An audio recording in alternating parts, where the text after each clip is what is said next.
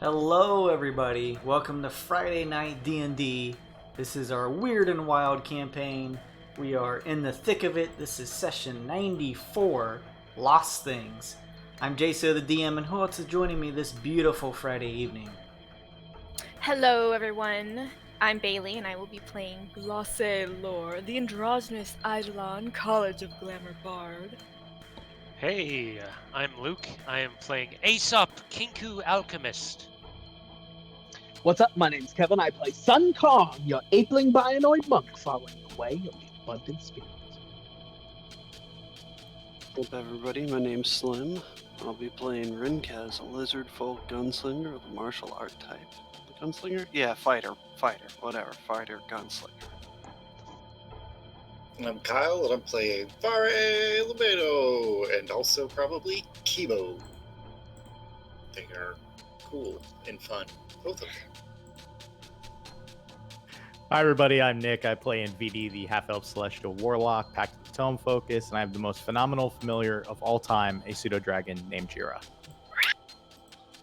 Thank you everybody, I appreciate that, and a big appreciation for everybody either joining us or watching on the rebroadcast or the VOD. I really appreciate you tuning in and checking us out. I know that there is just a sea of podcasts and Let's Plays for D&D and plenty of other TTRPGs out there. So if you're popping in, I really appreciate it. Thank you to 8-Bit Ribbit, who did all of our character token art. That was really awesome of her. Please go check her out on Twitter or her website. If you just punch in the letter 8-Bit Ribbit, you'll find her there. And I'm hearing some echo somewhere. Thank you, Slim and Bay, for the resub. I appreciate that. Thank you, 7th Porter and Poochie Main, for the follow. That's nice of you guys. I really appreciate that. As you guys are watching and interacting with us, as I mentioned before, you are building up channel points. That's part of the Twitch channel points. You can find all the cool things down in the bottom left that goes from a +1 to a roll, something easy and cheap to interact with, which actually came in handy a session or two back that got one of you guys like the exact point amount that you needed, which was really cool. But you can do other things like inspiration. You can buy people weird bit packages. It gives them either transferable to currency, or they can help build rooms on their ship, which is sort of like their main base, their fortress. All kinds of cool stuff. We just had one of our viewers, Heroes, he actually submitted to have his own companion created that can follow the party. So lots of cool stuff you can do there. We're working on getting that together. So yeah, take a look at that stuff. Interact with us. I love for you guys to have a little bit of a hand in the way the story progresses. It's always kind of cool to have a clutch moment when you guys donate something and it comes in handy, whether it's a boon or even a +1, as we mentioned before. The stream avatars too, you can buy cool stuff with those. Check those out. You can also donate bits if you want to. You don't have to be able to change your stream avatars, but you can check those out and buy yourself a cool little character that you can interact with on the stream. Make sure to give us a follow if you haven't already. It's just a click of a button, and I really appreciate it. It builds us up, or on Twitter too, so you can stay up to date. And if you follow us here on Twitch, you'll get a extra benefit of more points earned for the Twitch channel points as you watch. If you haven't taken a look at our Twitter, you should go check it out, because we're currently doing a giveaway for a really awesome Critical Role, the Mighty Nine, the sort of early sessions, the art book, kind of showcasing some of the adventures that they've gone through so far early on in their campaign. A lot of really cool art in there that they've kind of teased and shown off, so it's really cool to take a look at. And there's not a whole lot of people so far, because we're not a huge we don't have a ton of followers on Twitter, so that just means more opportunity for you to have the potential to win. So go take a look, see what is required. It's very easy. It's like following, liking, retweeting, simple as that. And go check that out. That is all of my housekeeping. I think every single one of you blew your inspiration from last session, so I need to hand that back out to you guys. I think you mean used effectively. Yeah, that's just what I was typing. This You is mean true. wisely used. This is true. Because we thought we were going to fucking die. Now we know we are. Suncon. Nice. Oh yeah. Oh, My it's computer all coming. crashed. Okay. Your computer crashed. I'm sorry. I'm waiting for it to start back up. Do you guys want to trade cards as you're looking at them right now? Oh, I guess I Shouldn't we should look I'm and see good. what I I'm can good with mine. Okay. If everybody's Got- cool, there's. We got the DC +1 card if somebody wants it. Otherwise, I'm gonna use it. I think you're a good one to use it. Yeah. I've increased melee reach by 10 feet if somebody wants that for some reason. It's definitely a Sun Kong I, card. I've only got this thing, but Chemo would die for an extra 10 feet of reach. Here you go, Chemo. That'd be deadly. Aesop, what card do you have? I have the one that lets you do 2d6 lightning to something or reduce damage you take by 1d12, which is fine. I'm fine with that. Bonus action, you think you could throw an extra bomb of sorts? I can't though. That's an action to do that. Okay.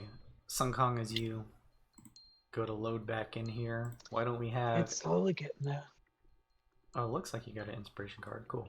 If you want to trade that with anybody, let me know. Otherwise, why don't we roll some die to see who wants to give the recap from last week? Ooh, who has immunity? I think you do. I think you do. Okay, I'll take it. Yeah.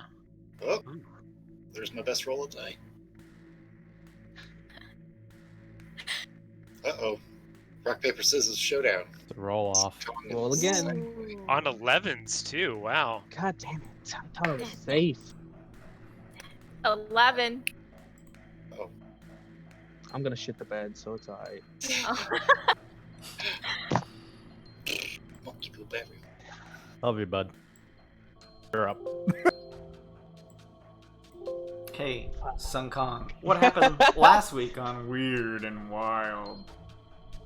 That's a good question. Where did we start? Were we back on the skiff? Start of last session? I think we were just. Quagga. On the quagga, Yeah. that's what I meant. Mhm. Okay, so we're on the quagga. I know we spent. We reported back in, letting them know that unfortunately we only got back with one GIF instead of the whole crew. Though at least 3 of them had died, and 1 was unknown but probably dead. So we negotiated to work on the quagga for a couple days to make sure that we had enough rebreathers, whatever they were, that we needed for our underwater mission. I got a new tattoo and also performed in some bars with Glace, and it was awesome. Then I think we went back to the ship. Oh yeah, and so we went back to the ship. We're getting ready to go on our next, the big thing. Lady of Pain. I'm so bad. I'm sorry. My memory is horrible. Me and Aesop talked about trying to convince Ukog and Hush to go on the skiff to take the alchemy plant to another planet, but to kind of get them out of harm's way because we didn't. Oh yeah, that's it. We told the entire crew that there was a possibility. Oh yeah. Bailey had a dream. Glace had a dream that the ship was gonna explode, and her dream has come true in the past. So it was their choice whether they wanted to stay or go. We totally understood, and people left. Some people left. Some people stayed. I couldn't tell you the details on that. Let's see. Aesop did convince Hush to go on the skiff with Stray, but Kong failed at getting Ukog to go. Women, am I right? Am I right? Fucking. Up. Did anything else happen before we went to sleep? Oh, why was I down in the? Something happened that, for the reason that I went down to the main room to kind of watch over Kui. What was it? Fuck. Wasn't it we were sleeping and someone appeared on the astrolabe? You We and me didn't had that recognize? dream. Yeah, we woke up and we saw that creepy faced man analyzing us. Analyzing the ship. That's right. He said he knew that we had like 21 rooms created, and he said something else. So I decided to sleep in the main cabin just in case, because surprise, surprise, later on in the night we all get attacked in our sleep by these little gray bastards. It sounds like, from what I hear through my communicator, because I don't think I can see it. I don't know. There's a big boy over by the vending machine, and but right things are looking pretty bad, and all of a sudden, Kui appeared from her cocoon, let's call it, energy shell, into her new form, and that's where we are. Nice, very good. That's pretty succinct. Sun Kong, you find a weird bit in your pockets. What's up? Guys, we have to find 3 more before we get to the Before we area, die. so we can cash in 50. Well, we lost our cash cow. Whatchamacallit.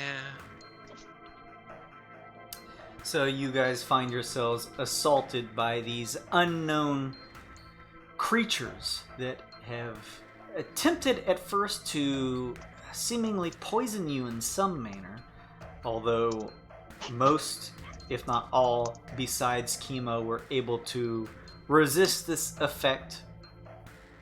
You guys quickly awoke, and seeing these strangers in your rooms, began your defensive measures to take them on.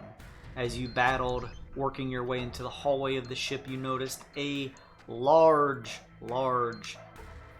either automaton or construct-like creature that was standing in the elevator that attempted to assault you all.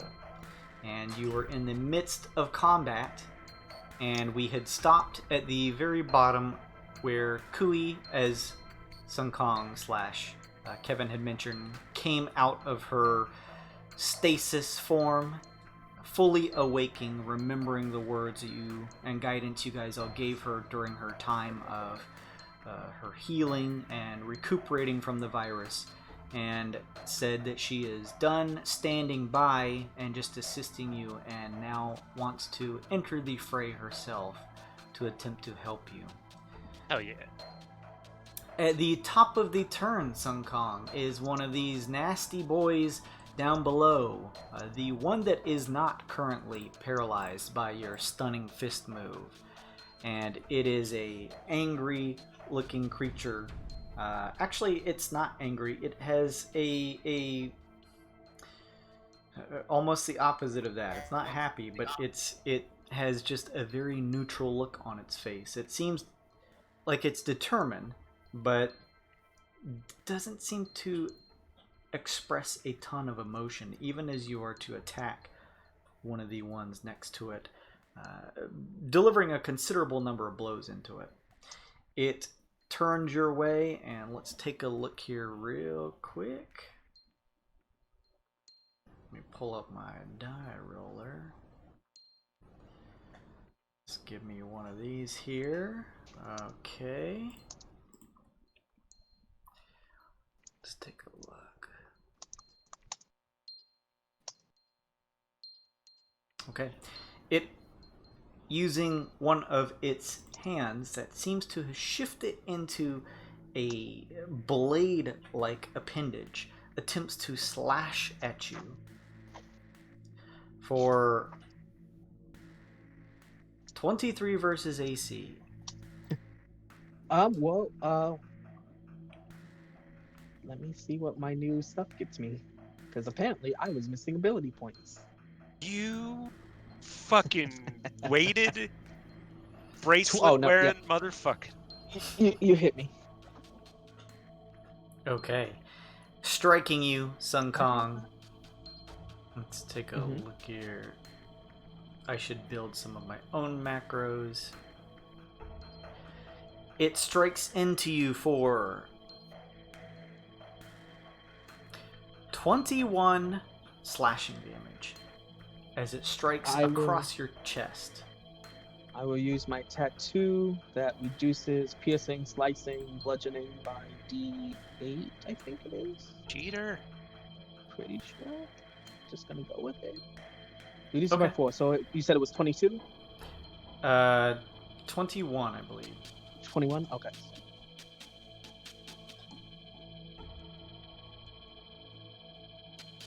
And that one is going to stand where it is and continue to just stare with a almost completely neutral look on its face. It's gross, gray, slightly almost like a oily or amorphous look to its skin. Almost like the bones in its body are in the wrong places, or the joints are in the incorrect spots. Something is just off about it. It wears goggles over its eyes and just stares blankly at you. Switching spots here, back up in the hallway. The rest of the party here, as they look on, the creature in the back begins to move up towards you, Glace. Creature in the back. Oh, this one. Oh. You watch Glace as one of its gloveless hands begins to shift. Where its fist once was, it seems to expand. Its fingers beginning to merge with one another, and its fist becomes just this mass. Just this big ball of what looks like flesh, and it attempts to bash you with it. For a 12 versus AC, that's gonna miss. It is. I believe you have your glamour activated. I'm at 20 AC right now. Oh yeah, it absolutely misses then. Fucking A. Hang on just a second here.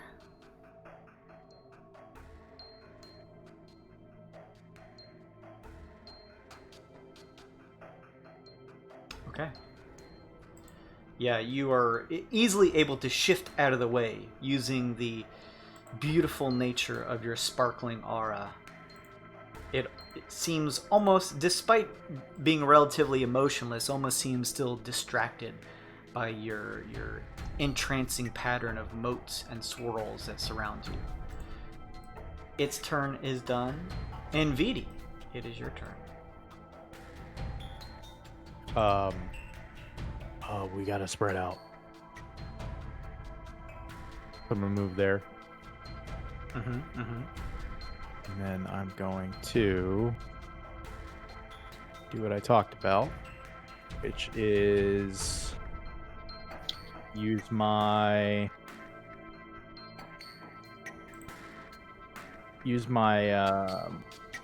I'll fill it in later, but I'm gonna cast slow.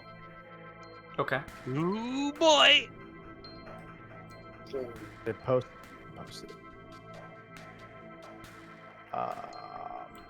Eldritch Invocation, sorry.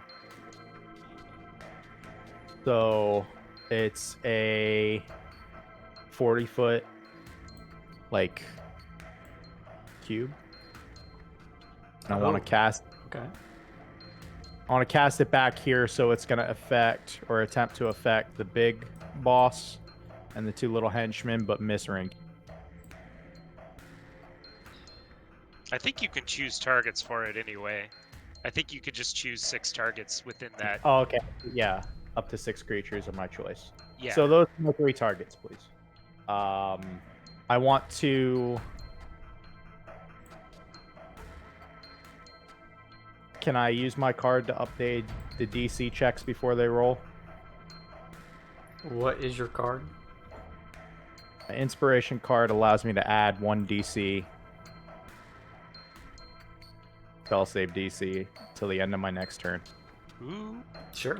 Absolutely. that So- seems like a good use. Yeah. I want to drop that slow on them, so I want to bend light around them, and they need to make a 19 Wisdom save. Jesus.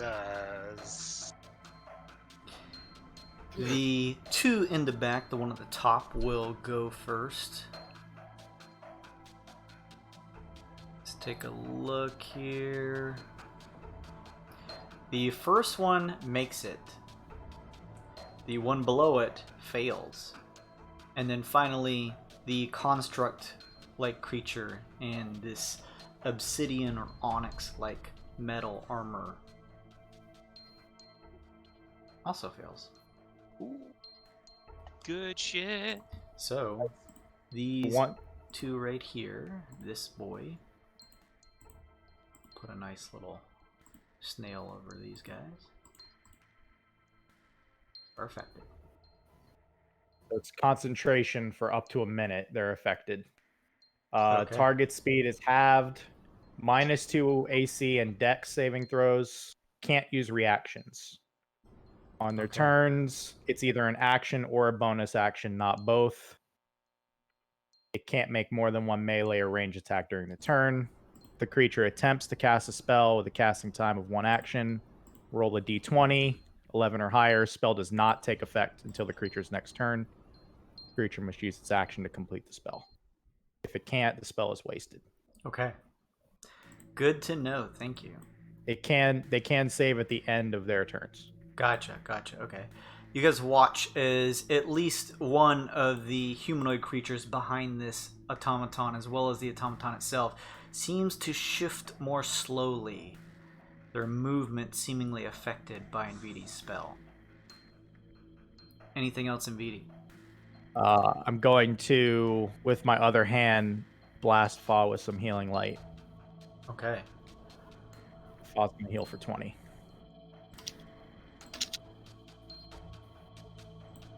Anything else? Stay spread out. That's it. Very good. You slow down the enemy and toss out a bit of healing to those who need it. After you, the creature that was slowed by you, move at speed affected by that slow? Yes, it is. Halved? Yes. Yeah, affected target speed is halved. Okay, he's just going to shift down one, moving more sluggishly, and just, again, I know there's a lot of stuff with that spell, so if you don't mind helping me, it's going to hold an action. That, if it's... Is it casting a spell is the only thing it's going to affect. Doesn't look like it is. Doesn't look like it's going to do anything. It's either an action or a bonus action, not both. Okay, it shifts here, creating a elongated looking, sharp-ended, flesh-like piercing weapon, using its fingers that form together, crafting this weapon, almost like its body can shift naturally into weapons, as you guys have been able to surmise, and stands its ground. After that, the one next to Chemo is going to go, the one down below. It is going to attempt to slash at you, Chemo. Draw. For 20 versus AC. Oh shit. You're pretty good. Shit. Yeah, that's a hit. Okay. It slashes into you. It cuts across your shoulder, blood splaying out for 23 points of slashing damage. Oh shit. Okay. I want to. Sorry, it's gonna take me a second to find this. Activate his stone endurance, which reduces what he takes by an amount that I know that is a D20. Shit. Alright. I'll just take it. 23, you said? Yes. Yep. 23 It's a slash. It's a D10, I'm pretty sure.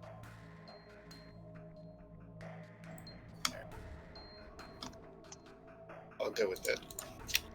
Okay. Chemo, you stand tall, just taking the brunt of the slash from this, whatever this creature is in front of you. Oh, sorry, it's a D12. My bad. Just take the 10 I rolled it. Yeah, that's pretty good. Fa, you're up. Yeah, I think Fa used her reaction to do her spell doodaddy, so she can only do the cantrips. So she's gonna load in some glowing ammunition and take a fire at this guy. I'm gonna cast the flare shot cantrip. Okay. There.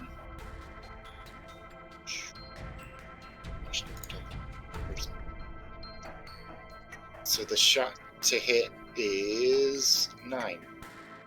Does 9 hit it? Fortunately not. That's gonna miss. God damn it. So I think the cantrip it has to hit. 2. Shit. 6. Yeah, most cantrips have to hit to deal damage. And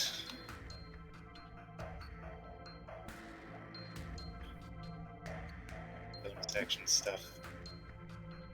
I don't.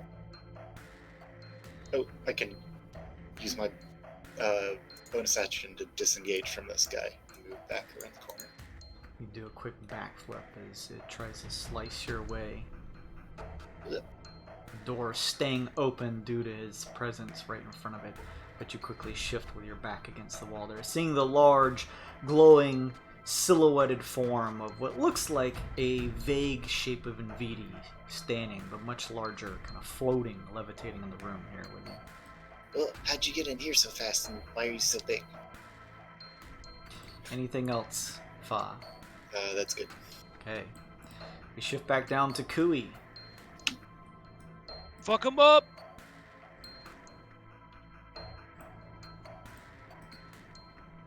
Where's her Kui. token? What's that? Where's her token?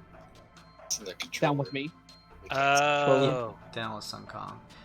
Mm-hmm. Sun Kong, Kui throws her hand up in the air, and hexagonal patterns shift around, forming a bubble-like dome over both of you and her.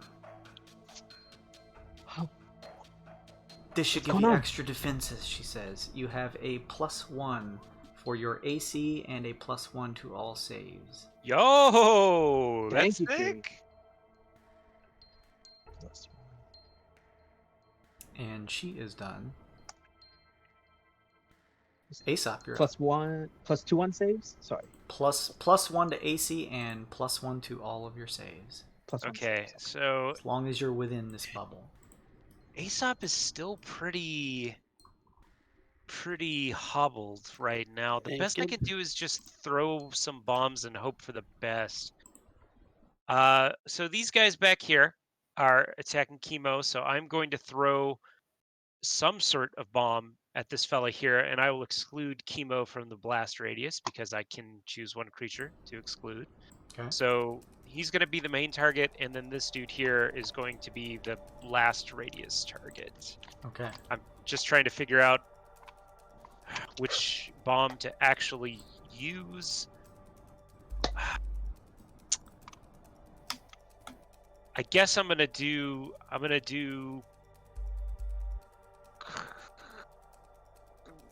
I'll do lightning bomb. No, I'm just gonna do firebomb. Fuck it, just regular firebomb.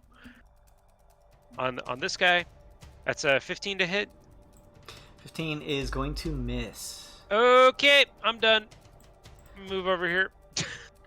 It scales a little too close to the wall. You see the immolating sparks as it clashes against, and they are just able to shift out of the way.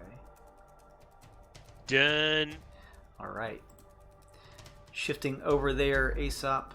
Oh, It sorry. is- It's a 16. Does that hit? I forgot I had my mutagen buff from last week. That unfortunately does not. Okie dokie. Okay. Shifting a little bit away from the farther in where Chemo and stuff is, Aesop shifts up a little bit.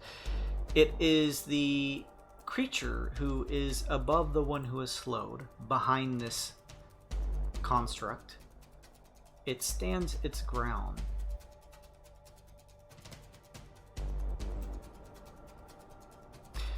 After this one, it is the one that is above you, Chemo, that wants to strike into you. You can wait. I learned my lesson. Does a 18 versus AC hit? Ah, chemo! Not as well as I thought I should have. Yeah, that hits. Okay. This one strikes into you with a piercing end tipped hand versus the slashing one that is below you. Cutting, or piercing into you rather, into your flesh for 23 points of piercing damage. It gives you a blank stare as it shoves its organically formed weapon hand into you and pulls out quickly, blood splaying across the ground as it does. Kimo just kind of smile. You'll get yours. I like it. I like it. Okay. It, after that, is finished with its turn. However, the one that is over here steps out right here. It looks over to the one that just stabbed you with what looks to be a piercing, like organic tipped hand, and looks at its own and forms one itself and goes to stab at you with it. This is going to be a 15 versus AC. Miss. You quickly shift, doing a cartwheel out of the way as it stabs through the air, missing you. That one's turn is done. We go back down to the room where Sun Kong is. This one tries to stab at you, Sun Kong. Actually, no. This one... Actually, from last session, it was until the end of your turn that it was stunned. I don't think this one's stunned any longer, right? You're muted, I think. Yes, it's stunned to the end of my next turn, whenever. So. Okay, your next turn. So yeah. This one is still caught in place from your I think so. stunning fist. Okay, so this one actually can just stare, emotionless, at you. Glace, you're up. Okay. Glace wants to cast, I've never used this before, Wall of Fire. Oh my fucking god, you know Wall of Fire? When did that happen? I have it on my lyre. Oh, shit. Welcome, brother. So, yeah, taking a note from Nvidi's tome, let's see, it says I can do it in a ring, and I can choose one side of that ring, so it's 60 feet. Well, the ring is... I'm sorry, everyone. Let me just go ahead and cast. So it's a D... Oh my god, I'm so mixed up here. I want to make a ring, and I want to try to put me and Chemo in the middle, so that the outward of the ring is... Okay, that's fucking dope. Is like that... a wall? Oh, yeah, you can do that. That's it. Okay. Killing them and not you. Yeah. So what is the size of this thing again? A wall up to 60 feet, 20 feet high, or ringed wall up to 20 feet in diameter, 20 feet high, and 1 foot thick. Hells yeah. Thick. So good. Nice. It's a 20-foot diameter. Where is it? To catch both of us as a 20-foot diameter. It measures weird because it doesn't count your space, but that's 20 foot. So if I were to move closer to you, would we be inside of it? You're both already. As it Oh, stands. we're both... Yeah. Oh, okay. Alright. Well, I basically want to do it so we're exactly on the inside, and it's going to hit 1, 2, 3, 4 guys, essentially. Thank you Well done. so much. Very well done. Hell. Holy shit, that's so they awesome. To make a DC 17 dexterity saving throw. Chemo, you and Glace both feel the flames of a huge circular wall of fire kick up. As well as Fa, you see the arc nearly light you and ignite you. I'm sorry, Fa, I can't see you. Does it hit Fa? That technically would hit Fa. But that's okay. I'm sure you think that, Jason. Okay, well, I don't want to hit Fa, so I will move up and try to move my circle to where it doesn't hit one of us, including Fa. Okay, let's do this then. Let's just shift it right here. Yeah, no. There you go.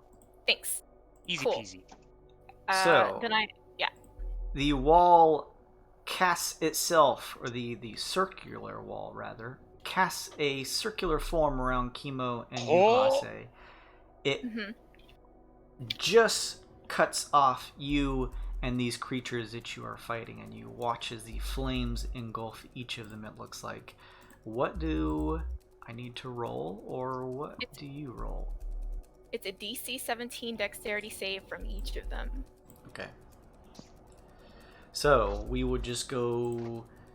I'm gonna go the left side, top to bottom, and then right. So the top one rolls a natty 20. He takes Still half. takes half. Still takes half. The one below that one comes close to crit failing. The next one, what's the DC? 17. The one below it is going to make it, but still is going to take the half. The one in the middle obviously is going to take the full brunt of it because he nearly completely effed up. And then the one on the right side similarly is going to take the full brunt of the fire. Nice. It's important to note, if they move through the wall, they don't get a save. They just take the full damage. And Like, so if they go into like attack Chemo and Glace, they just take the damage again, like straight up.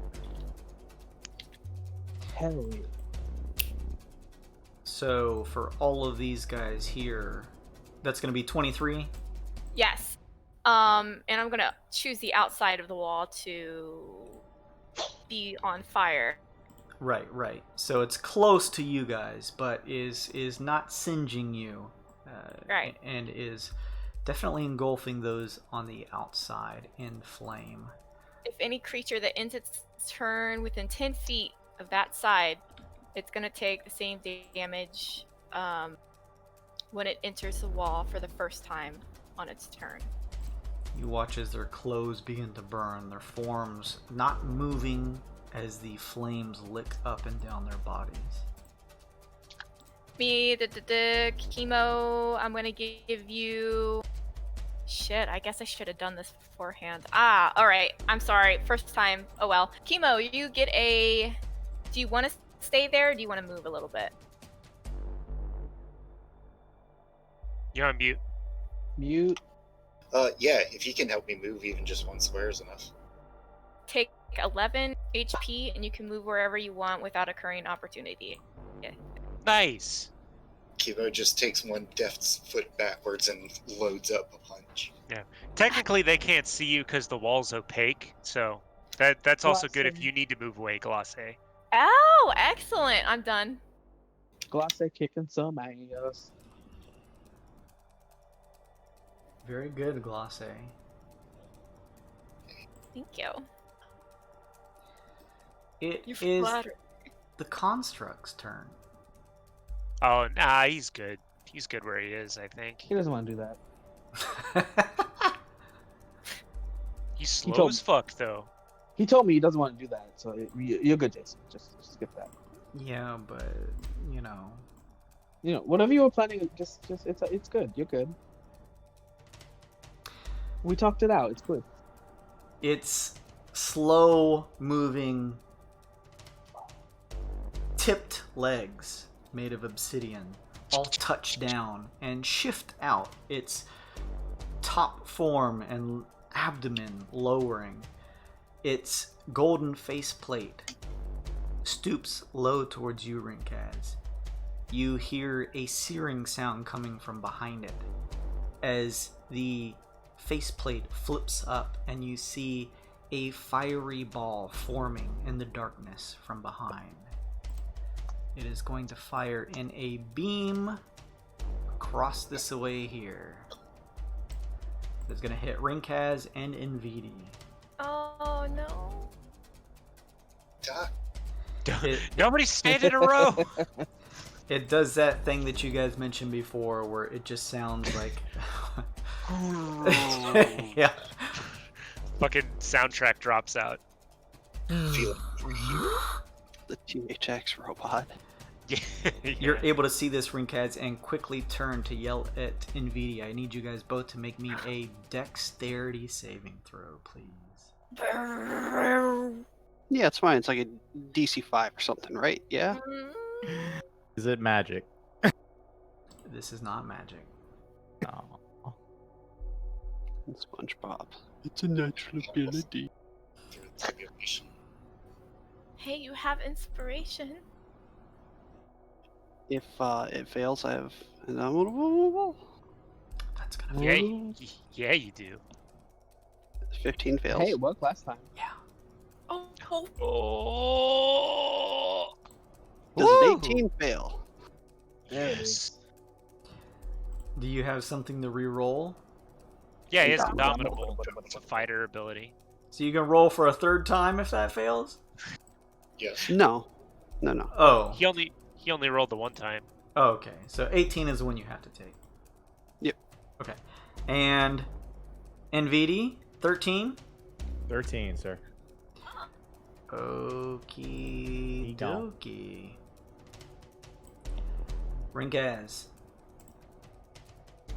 You try to shift out of the way, but a beam of what just seems like searing flame shoots out and catches you across the neck and shoulders for 51 points of fire damage. 51 points of That's correct. But that's Invidi that failed, right? Not Rinkaz?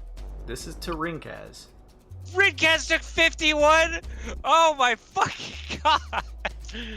That was half? Wait a minute, what? That was not half. That was the full brunt. Oh, so he Yeah. didn't succeed. I did fail. Yeah. Oh. You really hate to see it. Yeah, hate to see it. Aesop, you hear the searing sound of the beam as it cuts past Rinkaz, striking Invidi for 43 points of fire damage. Oh, it's Round fire up or damage not? though. Round up No. or round down? I ask every time. I'm gonna write it in my notes. Always what's worse for the player. Round up. Which way sucks for you? That's the- Yeah, that's the one.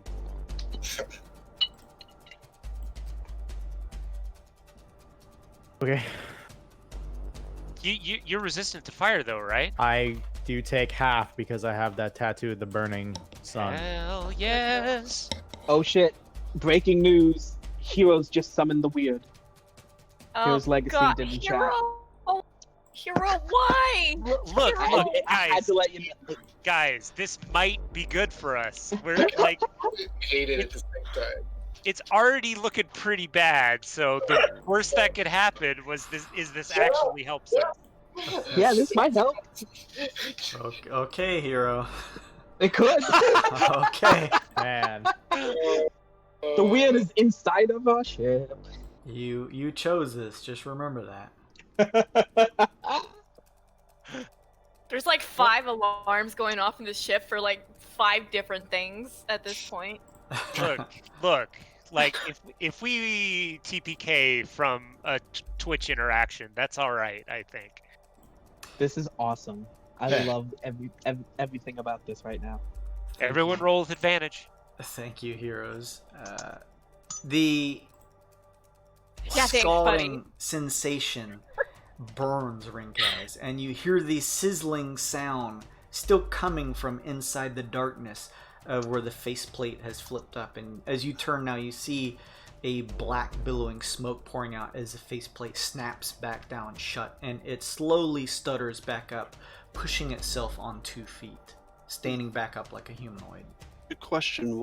How far? What range? It looked like Twixt. it went out 60 feet in a straight line.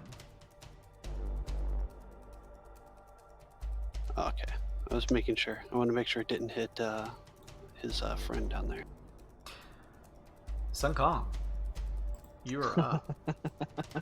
This is awesome. So, it's stunned, so that means I get to roll with advantage. Glad things are going great in the other room.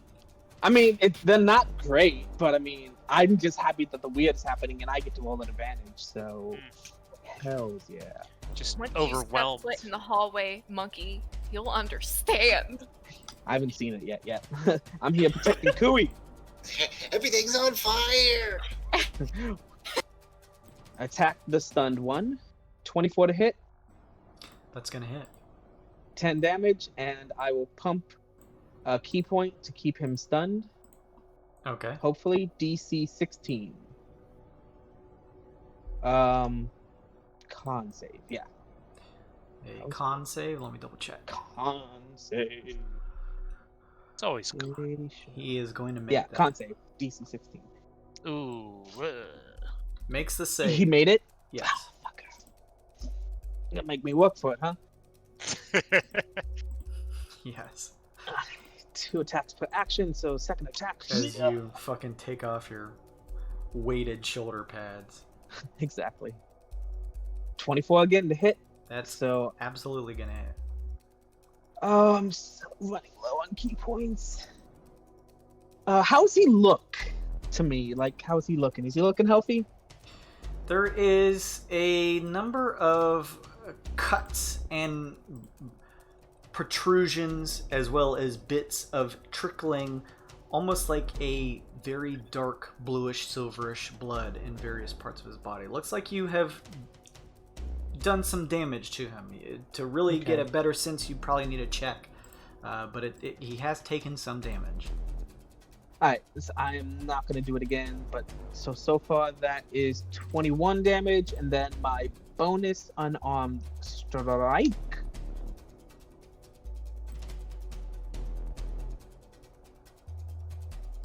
Ah, 16 to hit? That is unfortunately gonna miss. Okay, that's fine. I figured. So the only last thing I want to do is use one of my greater drops of healing. It is Nice. a bonus action, and it is Can always 2d4 make plus more. 2. Yeah, exactly. So I mean, oh, you know, fuck. You know what I should do? I have that bless potion that you gave me. Yeah. Pop that shit. Or you could save it. Yeah, I could. For the big nasty in the other room. Huzzah! 2d4 plus 4. Oh, plus 2. So whatever. Just... Nice. You quickly glug So actually, healing potion down. 6. Yeah. It's actually 6. But better than nothing. Anything else, Sun Kong? That will be my turn. Okay, Rinkaz. It doesn't have a reaction, correct? It cannot take reactions because it seems to be moving very sluggishly. That's good for me. I'm going to second wind first.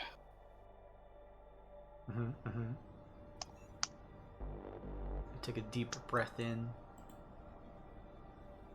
Well, that's a 1 plus a 12. Let me add that in first. Man. Does that doesn't trigger the Wyrd, does it? No, It's not a D20. Okay. That's what I thought. since it doesn't have a reaction. It does not.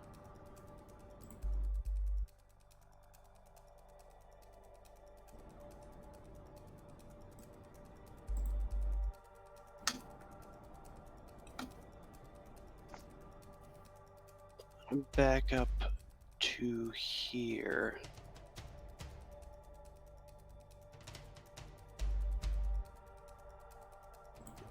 Okay. Actually, I'll back up straight. And I'm going to spend a point of to do a piercing shot. I attack the first target as normal. I increase my misfire score by 1, and anything within a straight line behind it, I attack it as well, but at disadvantage. Okay. So hopefully get a shot off on both of them. And I'll use 1 point of luck to gain advantage on my attack, essentially. Yeah, So roll, anyway. roll 2 times, buddy. Well, I want the Wyrd to go off. Tempting fate, my friend. It's the only way to go out. Let me adjust my markers.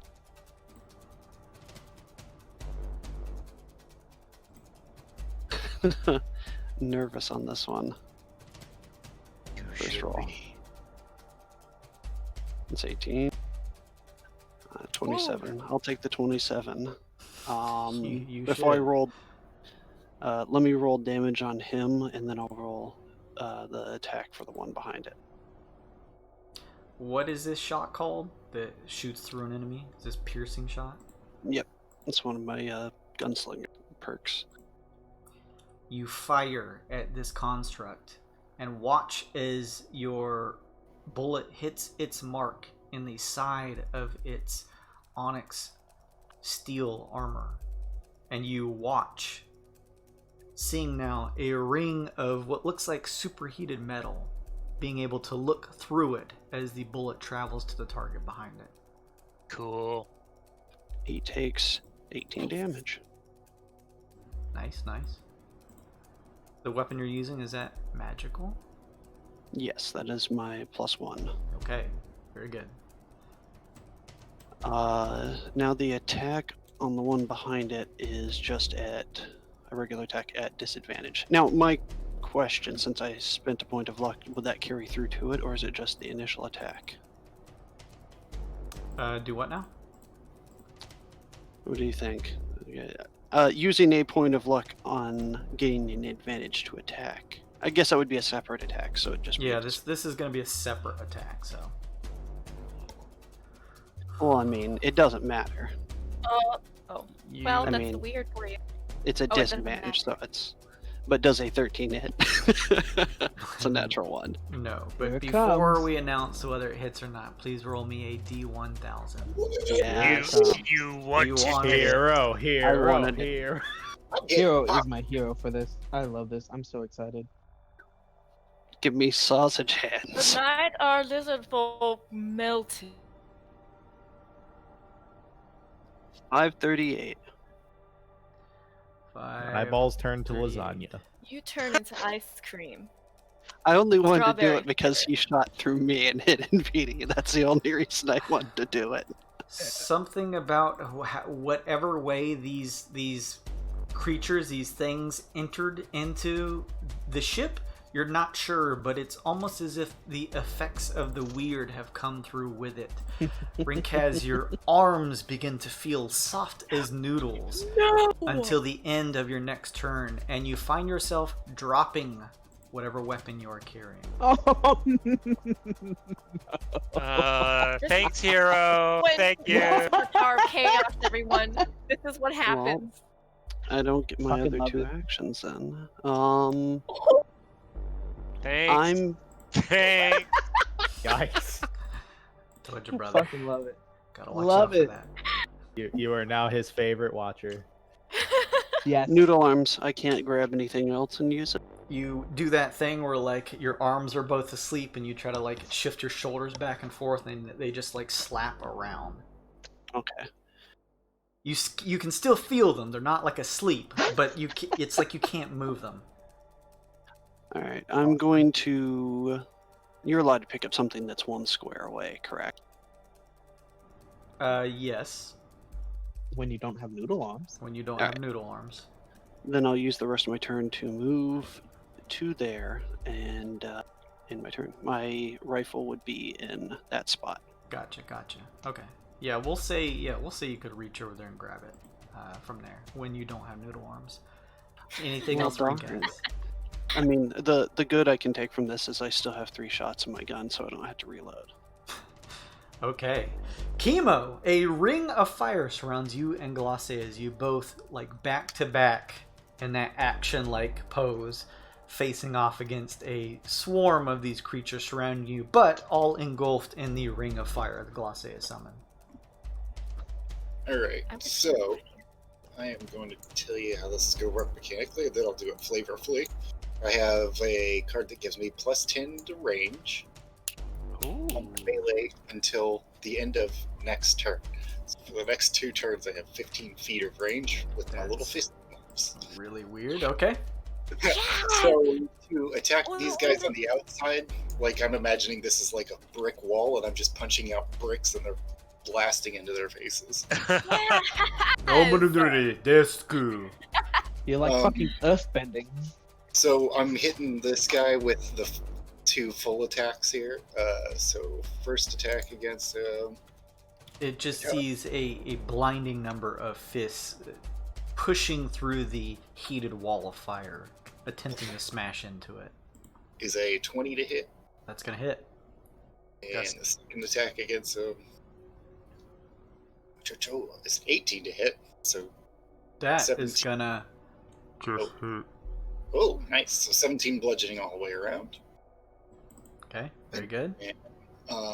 Flurry of blows, and I'm going to hit 1 flurry on each of these guys. Cha-cha-cha. So the first one on the top is 27 to hit, Absolutely gonna hit. and then I missed the one on the bottom for 14. And then these 2 guys make a con save, I think it is. I make Top one, what was the damage? The top one takes 7 bludgeoning damage. Gotcha. And then they both make a DC 14 con save to not be stunned. Gotcha. Okay, the one at the top is gonna make it. The one below that, let me take a quick look. You said con save? Con, yeah. 16? Stunning fist. 14. Okay, Mine's that one 16. unfortunately makes it. Yes. Cool. Despite having an almost rubbery, featureless look to them, they seem pretty sturdy, surprisingly. That's what I call brick punch. Good strategy, Chemo. Proud of you. Keep it up. And then...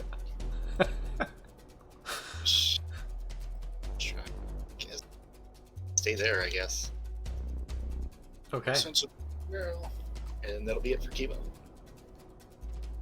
With that, it is the one next to you, Sun Kong, that is not... Well, they're both not stunned, but the one below you is going to attempt to strike at you. Okay. And it rolled a natty 20. Fuck. But it's in the weird, right? So Yeah, it is. he gets a weird effect. That is only for you guys. I don't know, Jason. I think you. That is only for you He's guys. got noodle arms. The creature magically spouts eyes, but they're googly. Creature becomes Luke. The creature does 3 times damage this turn. Right. Everything turns to fire. It tilts its head as almost studying your movements and your attacks against the one next to it as it is paralyzed.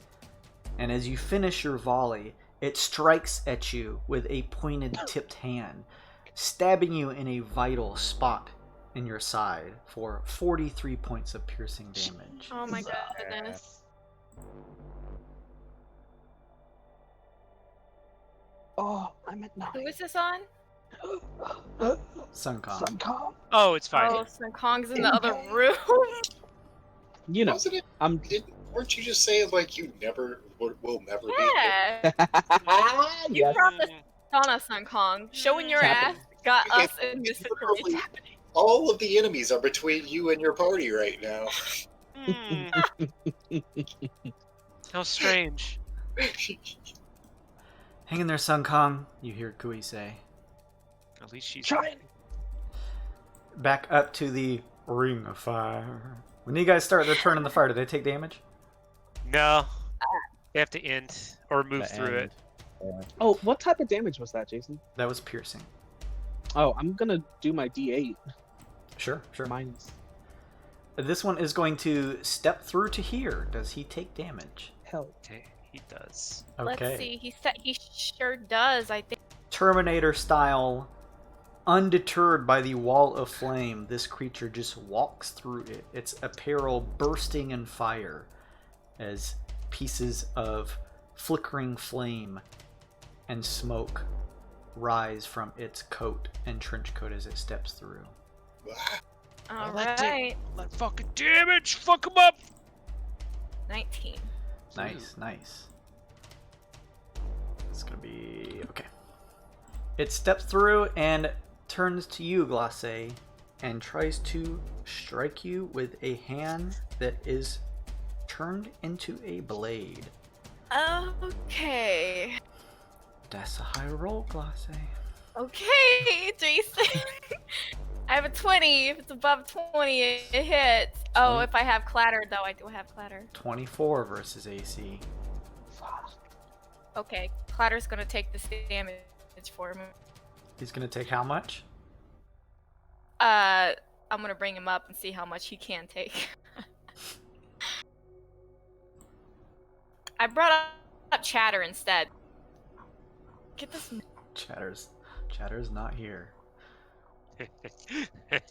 Chatter would have been real dead. Chatter GTFO.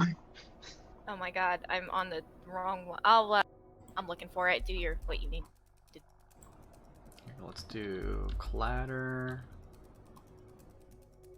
Why Geodesic can't I ship find clatter? NPCs. It's not in the NPC. Here we go. He's under companions. Under the rules. Once per encounter, when you take damage, he can cause you to take half of that, and he takes the other half. For a full 10 points of damage that he takes from that, he takes an injury. But as you see, he has plenty of thick armor to get through before he falls. Yeah, he's gonna. And I have to make a concentration check. Yes, you are stabbed for 18 points. Or, sorry, you are slashed for 18 points of slashing damage. And how much can I let him take? He can take half of that. Okay. He'll take half of that. That is 9, so he actually skirts by without needing to take an injury. Oh, nice. So, oh, okay. So I take 9, You take 9, yep. and I roll for concentration. Oh boy.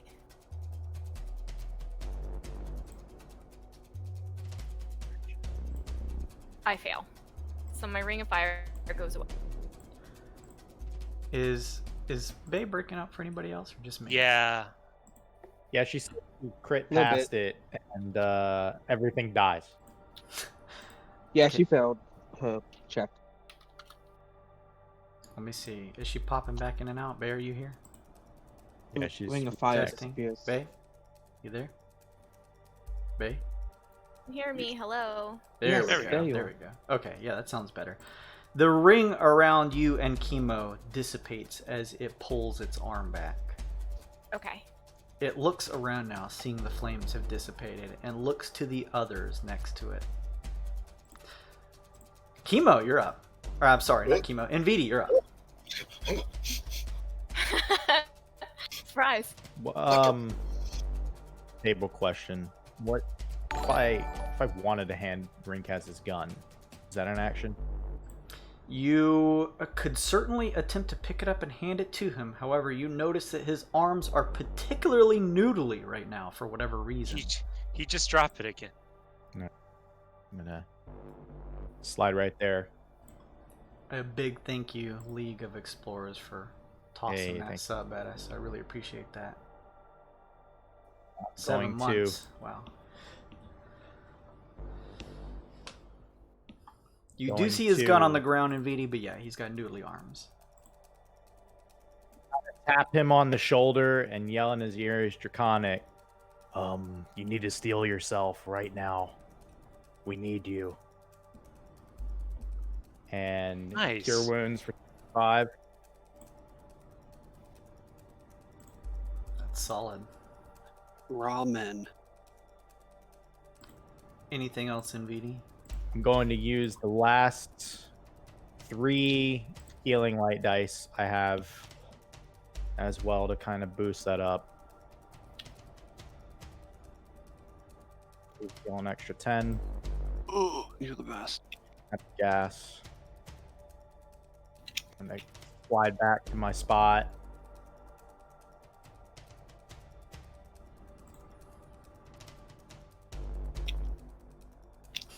Look at all these Yeah. arrows. Yeah, I don't want any of those things still eat me. And that's all that I can be this turn. Okay. One of the humanoids behind the construct holds their place. This one steps up to you, Chemo. If that one moves within radius, you gotta tell me, would my thing be able to see it? Because it's inside the 20-foot radius. The door is open. It would be able to see it. You would have to make a DC 17 dex or take some radiant damage. It does make that save. It will take 10. Okay. 10 radiant damage. Please. It is blasted almost checking your shoulder, Chemo, by a radiant light coming from within the room below as it moves through this area up to you. It also wants to try and stab you, and that is totally gonna miss. Seems thrown off by the radiant flash. Fa, you're up. And my stunning good looks. Sure. Uses the distraction to 1, 2, 3 disengage to. They both turn as you do like a roll between the two of them. 7. Oh, girl! Too many. 7's too many. 6 is the right answer.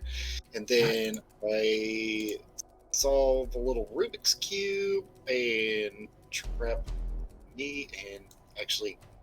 Fuck. I want to move there. Oh, fuck. Oh, alright. Yeah, and I solve a little Rubik's Cube and trap me and Chemo in with this guy. Sorry, Glace. It's okay. I do the Cupid Force and How big is that? Oh, it's 15-foot cube. So Glacé's in, and also these guys. Oh, God!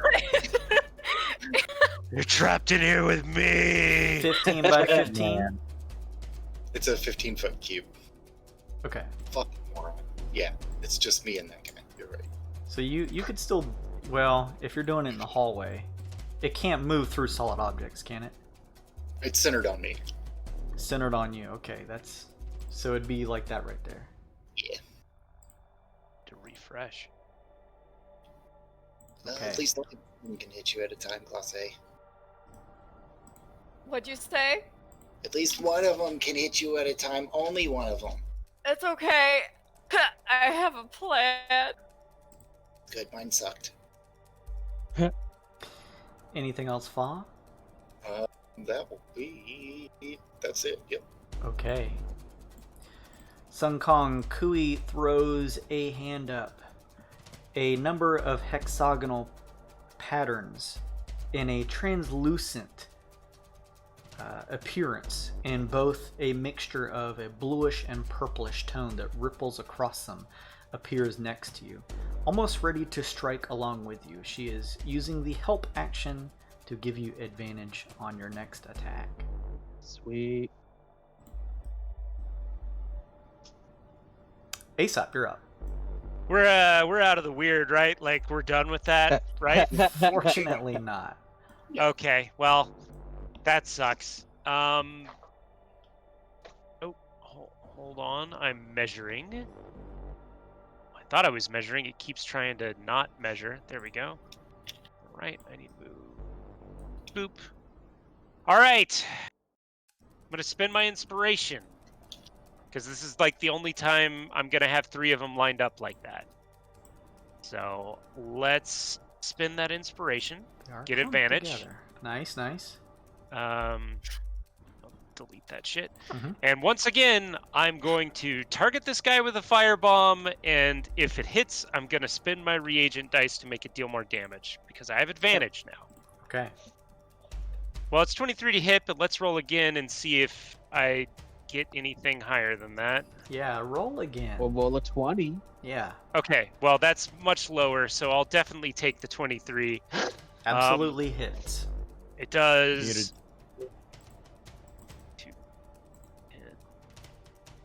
It does 34 fire damage, Holy and then shit. Nice. yeah, that's the rest of Aesop's potion making resources for today is in that bomb. And then these two schmucks have to make DC 17 dexterity saving throws. Top one makes it, bottom one does not. Okay, the bottom one takes 17 fire damage. Nice, okay. Hell. Flames immolate from behind the one in the center in front of both you, Chemo, Fa, and Glace. You guys watch as Aesop's tossed concoction lights him aflame. So, how are you looking, NVIDIA? I can't see your health total. I have 70. I'm good. Okay, how are you doing, Rink? I know you're not bloodied, but like, what's your health total? He's a little over half, which should be like... Can you tell me, Jason, since he's AFK? 60-ish, probably. Rink Around is 50, sitting. 60. Rink is sitting at 72 out of 112. All right. Fuck. He's a I'm gonna run up About here, and two-thirds. you see Aesop produce a comically large syringe from his pocket and say, "Hold still, I need a vein." And as a bonus action, this is a new alchemist thing I can do. I inject a potion into him as a bonus action, and I'm going to inject into you a potion of greater healing. Just smack. Gonna smack your arm, find that vein, and yeah, I can do that now. I can inject you motherfuckers with any kind of potion. He chuckles as his neck and shoulders sizzle and makes a very bad pun. And oh no, I did it to Idvidi. Sorry. Oh. Rink has orders. chuckles and makes a very bad pun from a Sure. distance. And then I will move back here so as to not allow this slowed creature a straight shot on us. Pretty smart. That's- Anything that's else, all. Asa? Okay. Magical potion, right? It is magical healing, yes. Does that matter? I get half of that as temporary HP. For what? The Burning Hell Sun. That's the Oh, secondary so, ability on it. so fucking good. All right, I chose wisely. All right, cool. One of the Yeah, I'm done. humanoid creatures behind the construct holds their spot. The ones over here shift forward a little bit. One closer to you, Glace. Hey there, big boy. Back up a little bit, okay? It uses its ball fist, this mass of muscle, and tries to pummel you with it. Mm-hmm. For 12 versus AC. No. It goes wide, clearly missing you. This one... this one... Hang on just a second. It now realizes that there is a cube keeping it from getting any closer to either Chemo and Fa, as well as Glace. Nothing can enter through your cube, can it, Fa? non-living matter. Or living matter, sorry. Jesus. So Living living matter goes through the barrier. can't? Cannot. Okay, gotcha. Hang on, I'm just reading something real quick. Oh. It was a gamble. Oh. I really debated on it. So Wyld not say the darndest things. Back when I thought that I could get Glace in here, I had to choose one. Na, na, na, na, na, na. Glace, you watch as the one behind in the middle that took the brunt of the fire damage from the tossed concoction from Aesop, its body begins to shift, its skin color becoming a dark, almost viscous black, and it almost looks like it begins to melt into a puddle, like it is dissolving. It dissolves, good, right? flattening into this dark, viscous liquid. it then begins to move. 5, 10 up the wall, No. over across the wall above your head, No. 20 down here. He Oh, said, "Fuck you." fuck. Hi. Now you don't want to hit me. That Well, fire little thing? me. That was just. I don't know where that came from. Where did that fire come from? It was It a is- goof. It is still in this form, however. Okay. It was a goof, a gaff, a laugh, a riot. Ugh. Just a Pulling your leg, misunderstanding. buddy. Didn't mean nothing by it. I'm sorry, man. Fine, chemo argue even louder. Never Its do it turn is again. done. I promise. The one that you had stunned, Sun Kong, it is ready to try and stab you. Ah, Sure it is. Pulling back a tipped, organic, piercing weapon, it goes to stab at you, similar to the other one next to it now. This is going to be unnatural 20 versus AC. No. No, you missed. what You a fuck quickly Fuck you, dodge sir. out of the way. Class A, you're up. Alright, this puddle thing, okay. I could do a check on it, but I don't even know my checks. Maybe, can I do a free nature check to see what Yeah. it is? Knowledge checks are free.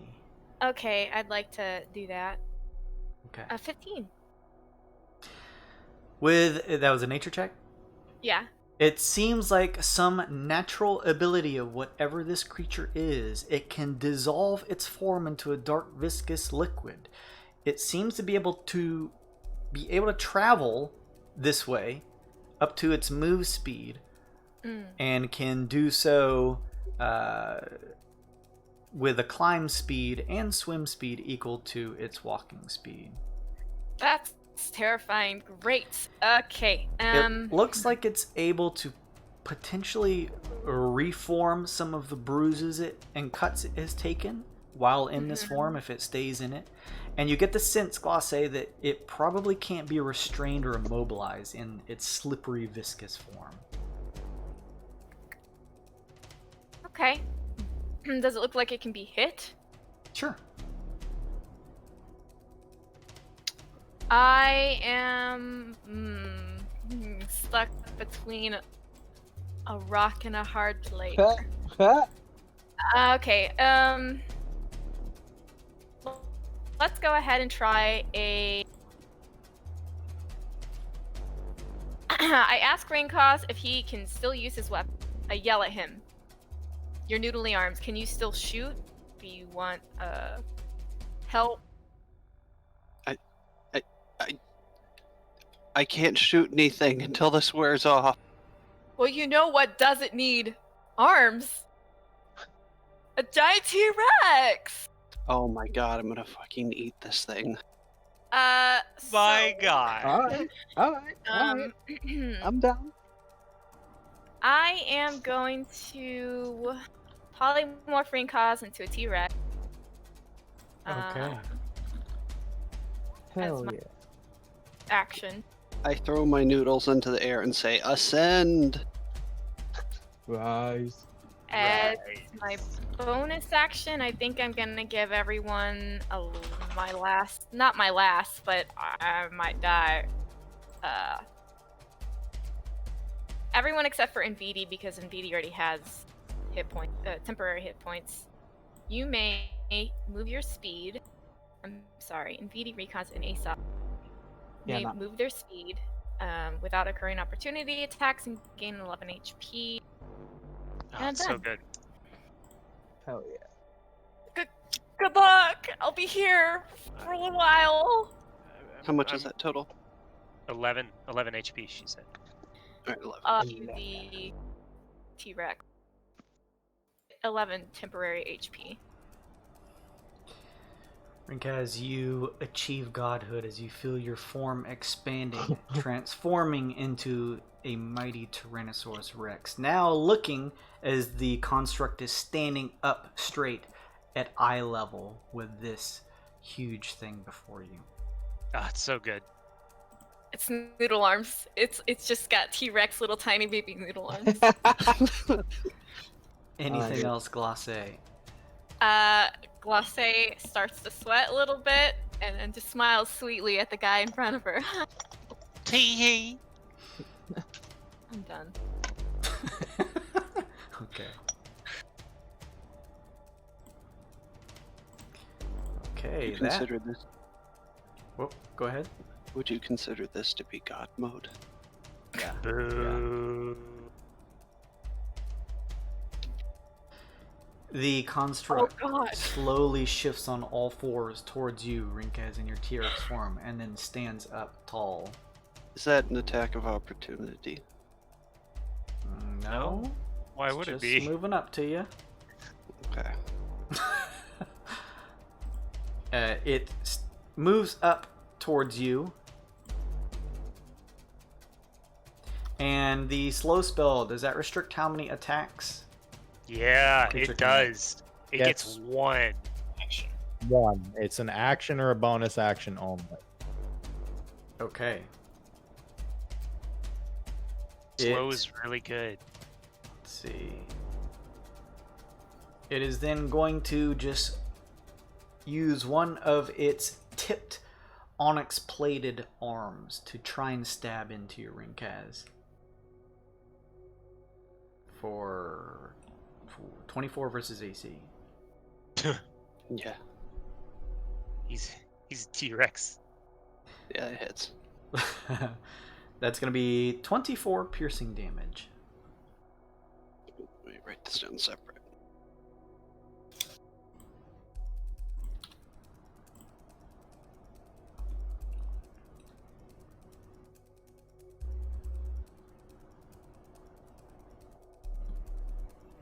It holds No its reason.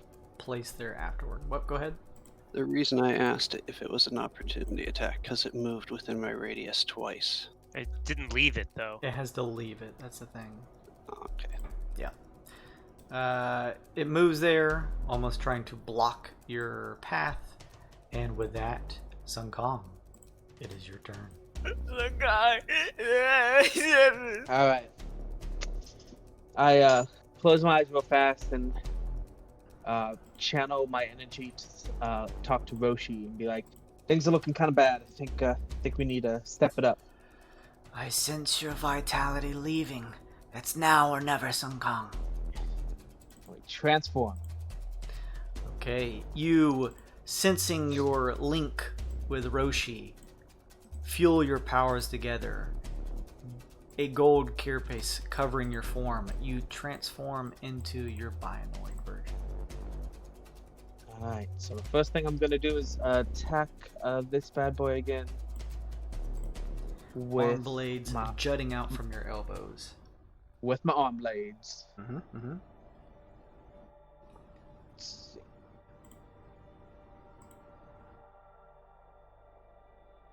So, oh no, it's not with the bandage. Oh no, it is with the bandage, right? Because of Kui.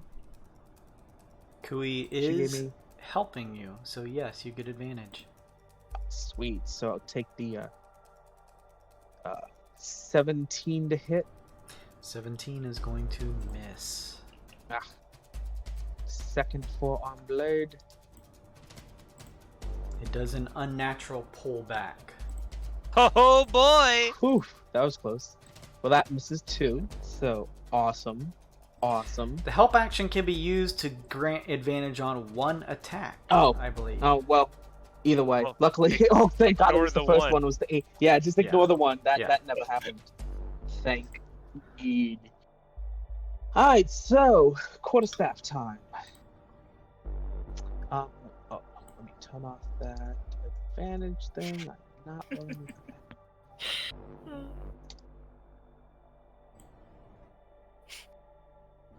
Quarterstaff here. Ugh, 15 to hit. 15. You Yeah. strike it on the side, but it is particularly thick and doesn't seem to have wounded it. Yep. Okay, that's what I thought. Second attack. There we go, finally. 25. That That's- hits, right? That's going to hit. 12 damage. You strike into it for a solid 12 damage. And now for my bonus action, I will take a greater drops of healing again. Okay. Yeah, boy. Use them or lose them. Oh yeah. Yeah. I need to recall these bad luck cards. There's no point in those because we're in the Wyrd right now. Oh, nice. 6. The one that you just struck, Sun Kong, looks at you almost quizzically and just says, "Please, just wait."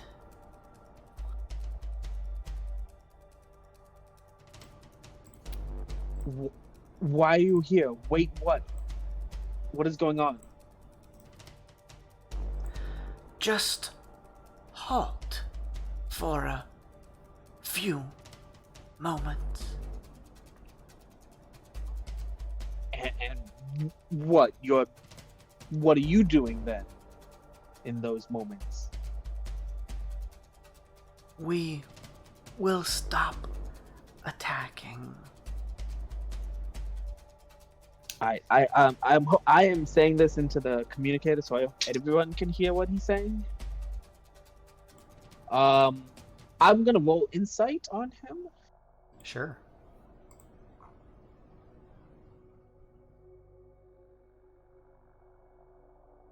$15. There's something strange about the way it talks. It seems unnatural. You get the sense that maybe it's telling the truth, but there's something it's not really telling you. I don't know. Like, part of me wants to trust it, but I'm not. Something doesn't seem right at the same time. You think Anyone have so? any insight? I mean, What do they started attacking us. That's my insight. This is true. Yeah, why didn't Super you all true. attacked us first? We were just sleeping. We only wanted you to continue sleeping. Okay. Okay, nah. Bitch, Instant. please. Oh, what was that for? But then stabbed us. Yeah, Tell them to stop hitting us first. I will hold my. What was I doing? Was I making an attack? You are going through your attacks. Did I do my unarmed attack? No, I didn't. I will hold my last bonus attack. If either one of you, if none of you attack us, I won't attack you. I can't speak for my comrades, but I'll give you that much. The minute I hear any of your boys attack, They turn all bets are off. to one another and look back to you and in unison say, "Very well." Oh. It's up to you guys. I'm gonna do it, but he's saying they're all gonna stop. So, but the minute they attack. T-Rex Ringkaz, you're up. Let's see. Strength 25, Dex 10, Con 19, Intelligence 2. Do I hear any of this? What was that? Do I comprehend? Do I understand? That's my question for Polymorph. You have to have an intellect or to have language. Ooh. You know who your friends and who your foes are. That's Yeah. all. You have at least that baseline understanding. I say in T-Rex, you didn't say the secret word. That's right. That's right, Rinkas. You get him. You say, What the fuck is happening? I'm gonna make a bite attack. okay. Extend a hit. Yeah. GG.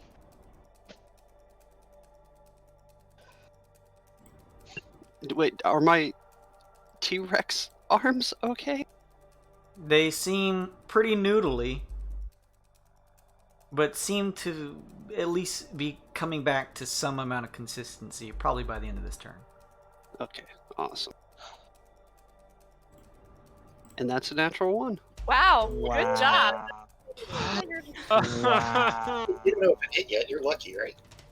Hey, buddy. Yeah, I have to use the luck point ahead of time, though. You want to give me a T1000 roll if you don't mind? Just as you begin to feel your hands coming back to normal. 482. Oh, yeah, halfling luck's the best. Garl Glitter Gold, the luck domain, 3.5. It saved one of our friends many times.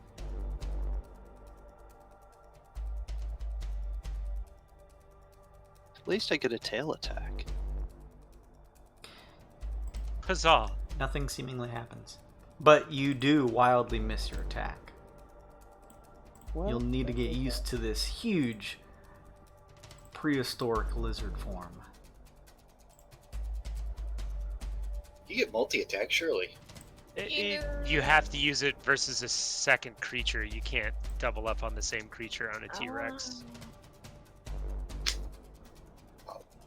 Oh, okay. Well, then I don't get a second attack. There's a chicken behind you. No, no. He friendly chicken. Kimo, you're trapped in a cube of Fa and whatever this thing is. Do I see any dim light around me? No, you don't. Alright. Well, then this guy has bad luck. I am going to unarmed strike. I am going to 21 to hit. Yes. And bludgeoning damage and unarmed strike, which is 11 to hit, which is a miss. That one's gonna miss. Then he is going to flurry of blows. 24 to hit and 25 to hit. Those will Does- both hit. 9 and 17, so 16 bludgeoning altogether, plus the other 9 is 25 bludgeoning all day. Gotcha. Okay, you release a volley of punches into the thing trapped inside this cube with you. Anything else, Kimo? Won't you die? That is. Let's just go ahead and have him do the stun thing too. I'll do the stunning strike, which is DC 14 con save.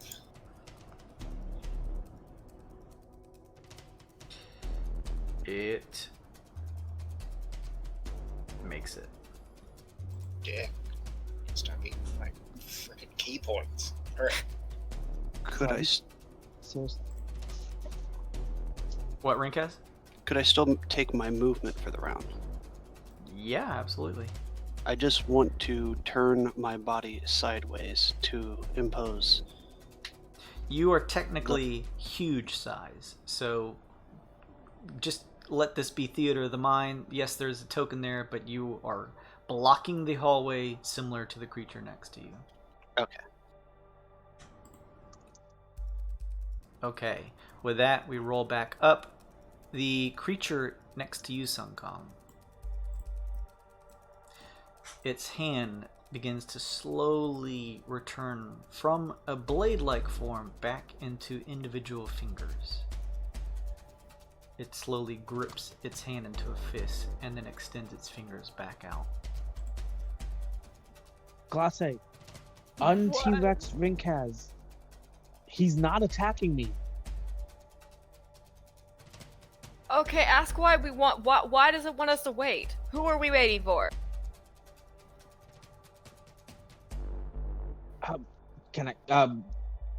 Why are you guys here? Like, why are we waiting? What is happening? They both, well, one of them turns to you and says, "We are almost done." Done with what? It doesn't answer that. Alright, I never say mind. We fight. Kill him. Thank you. Fuck him up. The one inside of the cube, trapped between Fa and Chemo. It's going to stab at Fa. You dick. This probably is going to miss, though, at 15 versus AC. Whoa! It does when she activates her little hollow armor. I use my reaction to cast the magical defense, and it misses. I Nice. can only keep it the next turn, though. It strikes, and you quickly shift away using one of the walls of your cube to block the attack. Nvidia, you're up. We're still killing these, right? Just to They're doing Sure. something nefarious. You just tried to stab me! They invaded our ship and started an attack at us. Yes. as I throw 3 Eldritch Blasts at this one right here. Okay. Eldritch Blast 1. 28 to hit. That's going to hit. 8 Force. Blast 2, 12 to hit. That's going to miss. Rakes against the wall next to it. Eldritch Blast 3, 20 to hit. Yep, that's going to hit, smacking it for 10 force damage. And that is literally all I can do.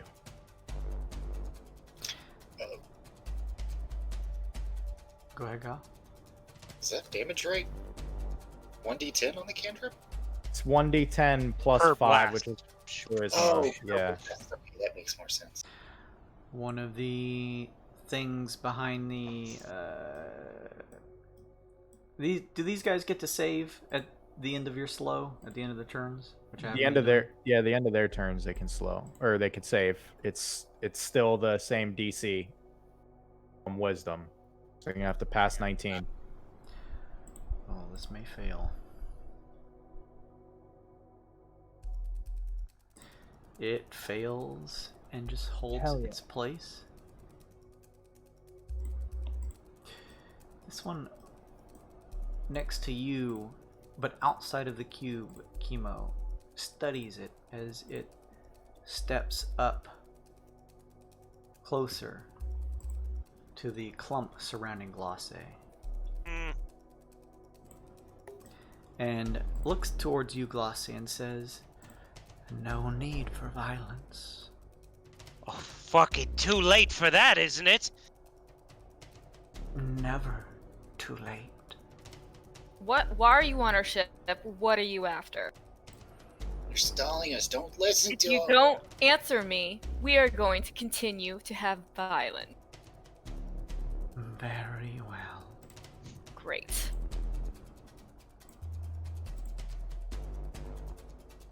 Law said we can kill it, make him on armor. It ends its turn there. Fa, you're up.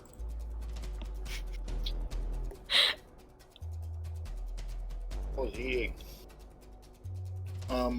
I will. Oh, I'm only blocking living matter, so I am going to load a sneaky glowing round into my revolver and shoot them with a flare shot. I'm gonna shoot this guy. Cha-cha! 23 to hit. That's gonna hit. Sweet! So it hits, and then it explodes like a firework. And, sorry, Glacé and Chemo have to make a DC 16 dex save, along with everybody in a 5-foot radius, or take 7 radiant damage. So the one that is both to the left and below Glacé. Yeah, I mean, like, this is the clusteriest, yeah. And I They're think both all gonna of make the- their saves. Okay, yeah. Do they still take half damage? It's save or suck. I think Okay. yeah, save. Chemo saves. I take. How much? 7 radiant. Okay.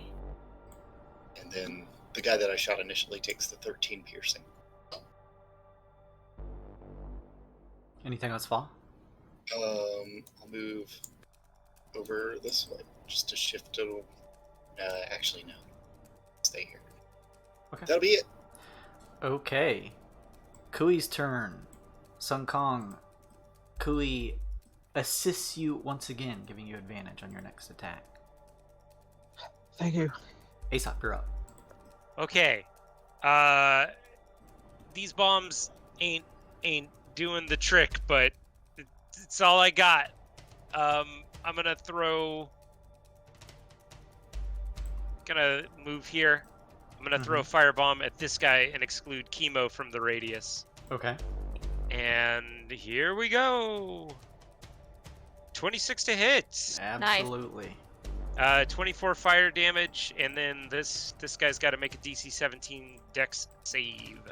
Okay, hang on just a second. That's gonna be that. You notice as the burn marks pock this one that it has severe looking burn marks consisting over its body and seems to have a bit of a lean in its gait, as if you have done some damage to it. Certainly hope so. The other one needs to make a DC 17 save. Yep, the one next to Glace. It fails. 12 fire damage. Nice, okay. And The flames lick up from the one next to it, catching it on fire somewhat. I mean, at this point... Shit.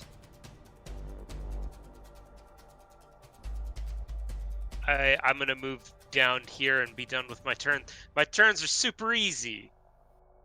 Throw a bomb, wash your hands. Bomb well traveled. The one behind the construct maintains its position, not Trying to Trying block to- us, but there's a giant thing in the way.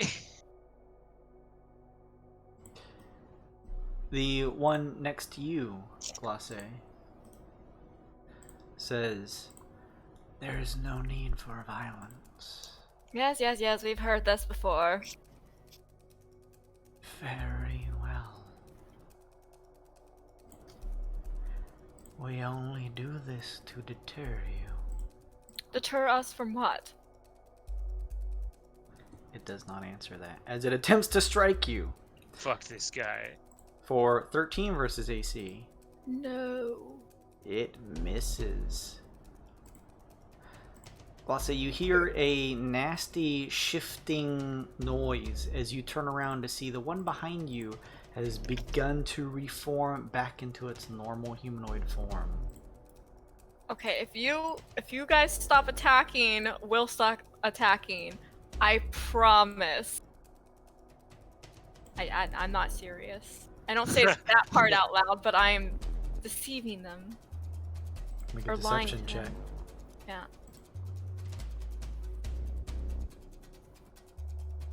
Oh, damn, that's a low roll. Alright, 13. Very well.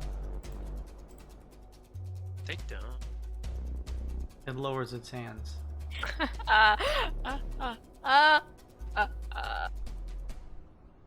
So, The one next to you, Sun Kong, continues to stare. Its own pincer-like organic weapon shifts back into a hand. Its fingers outstretch, and it clenches and opens its fist. Glace, you're up. alright, so we're good. We're good. Yes. Now- Alright, I can't move through enemy spaces, but would it be possible to ask them to move so I can move past them? Is that something I can do right now? They are creatures able to communicate with you, yeah. Okay, let me You just can try. heal up my friends. I need to go. That one, that little golden boy Monkey. right there is pretty hurt, so Monkey. I need to get. Monkey needs help. Please, stay where you are. Oh, Okay, fuck these mm. guys. Fuck Just- these A guys. few more seconds and we'll be done. All right. Well, I can't move. So Glace wants to make. If I make another circle of fire, would everyone in the hallway, except for me, damn it. Okay, how about this? If I use Mantle of Inspiration, it's gonna get everyone that I can see, and ask Fa to move right here, and then. Can't really move because of you. Yeah. Okay. Sorry everyone, I'm trying. It's tough.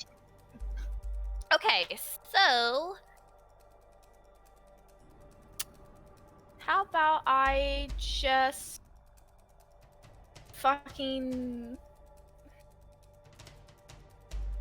Alright, well. I'll do Dimension Door out. Oh, good shit.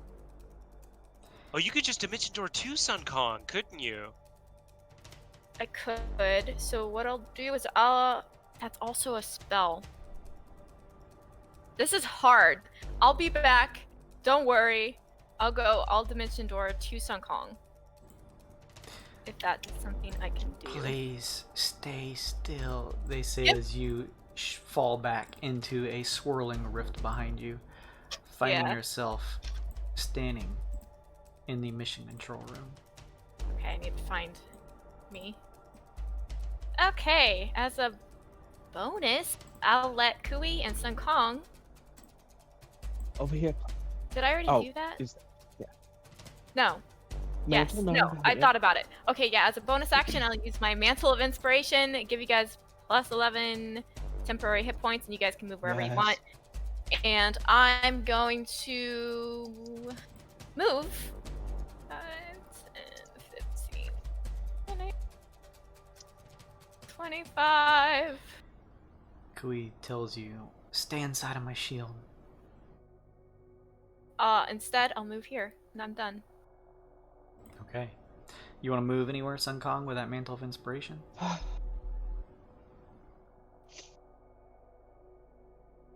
step back close to the Kui. Okay. Just right there. Uh-huh. All right. Anything else, Glacé? No. The large robot stares you all down.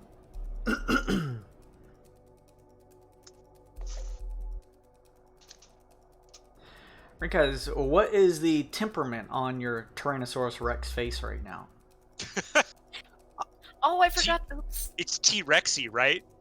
The enormous predatory dinosaur terrorizes all creatures in its territory. It chases anything it thinks it can eat, and there are few creatures it won't try to devour. I have an intelligence of 2. Sorry, I forgot to let that go. Magical description. I don't know how to. I really don't know how it works when you get turned into an animal. So that's DM's discretion in my. Seems pretty accurate, honestly. You're dumb as hell. Like wild shape makes sense because you're turning into it and you have the sense of a druid.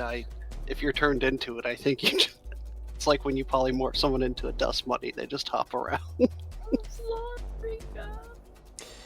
It opens its faceplate, getting on all fours, and a sizzling beam shoots out through you, Rinkaz, and through the space of Envidi.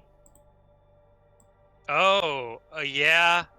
You're a big boy, ain't you? Does Envidi get like a plus to AC since it's no? Dang! It's okay. I just healed him. Yeah. I'm going to please need dexterity saving throws. The beam also seems to travel, hitting these two over here, however. Fuckers. There you go, Glacé. There's Clatter. Oh. 13 again. Well. What is that your total, Rinkaz? 8? Yeah, they don't have any dexterity. Okay. You take just giant lizard. You take 38 points of fire damage. Is that all? Envidi, you take 13 to 6. 47 points of fire damage. 4 fire ain't. It's not too bad. Fall looks from the corner. Let them fight. That one's gonna fail, and astonishingly, that one's gonna fail.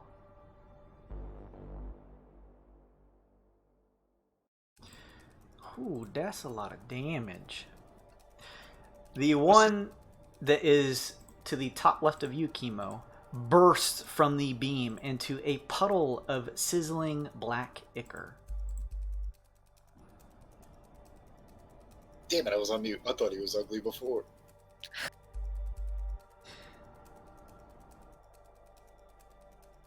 The one next to it also takes a large beam to the back. It sizzles. The beam practically burns off nearly half of its body. One of its arms is completely missing. Black ichor spews against the wall. They seem emotionless, not reacting. Sun Kong, you're up.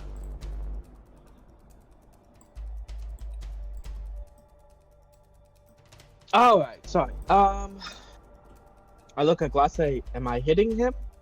Oh, you are hitting him as hard as many times as you can. Both of Hitting them. Yes. All right, attack the top one. First forearm blade.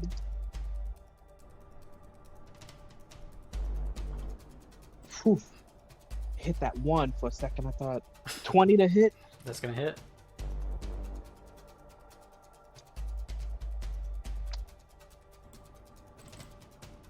Eight damage. I mean 12 damage. Excuse me. Okay. I hit it with the other blade, hopefully.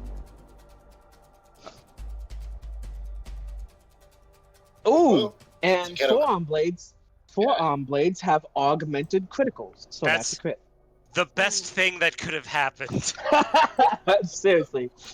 So I won't, let's see, damage twice. Oh, yeah, damage twice. So 5, 6, 7 plus 4. So 11 plus what was the other damage? You only It add was- the modifier once, so just keep that in mind. Yeah, so yeah, no, I know. Okay. Just let me know what the So, overall total is. 11 damage, 12 before, so 23 damage total on the top guy. Okay. You carve one of its arms clean off. The one next to it watches as a thick black ichor spews from its limb, and it turns to you and says, "Please, just wait a moment." Don't Not if you can't tell me why. Alright, you stay silent, so quarterstaff. To the face, hopefully. Nope, 13 misses, I'm sure. Yeah, it does, unfortunately. Second attack. There you go, 27. So 13. So that is 36 damage. To the top or bottom one? Top. What's it look like when you kill it? Oh, I just knock its head off with my quarterstaff. You're or next. through it. He's gonna get you next. As soon as you Yep. do that, its whole form just collapses into a puddle of ooze-like ichor. Get off our ship. Please, just a few more seconds. All right, bonus attack. Unarmed strike. Nice. So 24 to hit. Mhm. 8 damage on him, but I am gonna pump this with a key point. So DC 16 to not be stunned. He makes Con it. save. Fucker! God damn it! Bonus action. I'm gonna use another drops of healing. Greater drops of healing. Okay. That would be.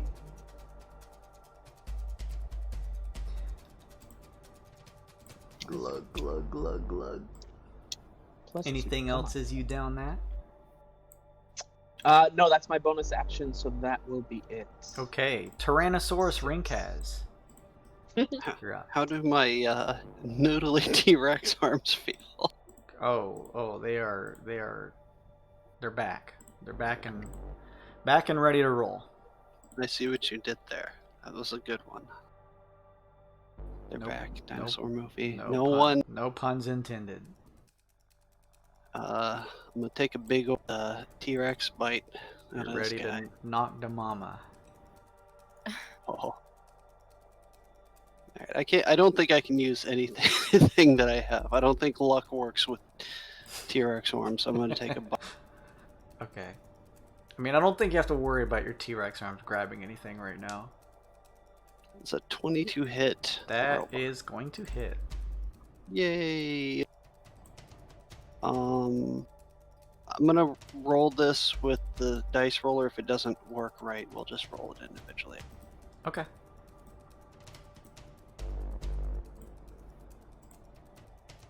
That's 42 damage. You just chomp your toothy maw over the chest plate of this construct and just rend into this metal or steel, tearing a sizable portion of it off. Flame bursts out from the insides as you hear the sound of metal clashing against the wall as it kind of bounces down the hall a little bit. In T-Rex, I say stupid technology, and end my turn. Okay. Chemo, you're up. How's this guy look in front of me? And by in front of me, I mean that one. In the cube with you. Without a check, it looks like he's taken some damage. He definitely has some nicks, bruises on him. Still standing. Fighting mood though. Still ready to attack. Alright, he's getting the fuck you then. Alright, one arm to strike. It's a 20 to hit for 10 damage. Yep, that hits. And the next one, it's a 23 to hit for 10 damage. That hits. Hey, flurry of blows, which is 21 to hit and 13 to hit. So 26 bludgeoning all day. I assume a 13 misses. 13 is going to miss, but you land a volley of attacks into it, nearly kind of making it step back and collapse against the wall as it stands up straight again from your volley. Chemo doubles over at the waist and puts an arm on the guy's shoulder. What the fuck, man? You're fucking dumb. It turns to you and says, "Very well. We are done." It took something. Whatever they were here for, they got it. And it collapses into a puddle. The one above collapses into a puddle. The one just above you, Chemo, collapses into a puddle. The two in the back collapse into a puddle. The bubbling sound of black ichor can be heard as these splash against the floor. Nothing but a trench coat and a pair of goggles hitting the ground. Sun Kong, next to you, these two, well, the one still left, collapses into a puddle. The giant robot collapses into a puddle. Right? Right? The Self-destructs. Even better. giant robot is covered by a Creed. arcing flame that covers its form and it seemingly disappears. Aesop and Vidi and Rinkaz, you smell the distinct smell of cinder in the air. Fuck. The Mimir! Check the Mimir! Oh no! It's gone. Oh, That's what I'm Is it- going. Is it really? I don't know. Can we look? I Combat run. is over. Chemo drag. I turn back Oh. into Sun Kong, I'm sure. So You turn back into Sun Kong. You would normally take a point of exhaustion, but I don't think you do. I Metal slam butt. my tail into the ground and scream as loud as I can, I knowing drop that the I con. defeated technology. Terrified. I drop it. I stand up, screaming, roaring in lizard folk and draconic that I have defeated technology. You've defeated nothing. We lost. Come get to the elevator. You all begin running towards the elevator. I Is pick up my everyone going to rifle. catch up with the elevator? Yes. Okay. Yeah.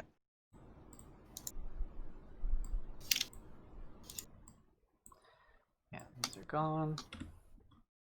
Aesop shrinks Gone. back down to normal size. You all use the elevator and find yourselves within the cargo bay.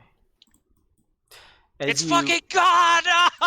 enter the cargo bay, you see a purple chest, once holding the Mimir, is now empty.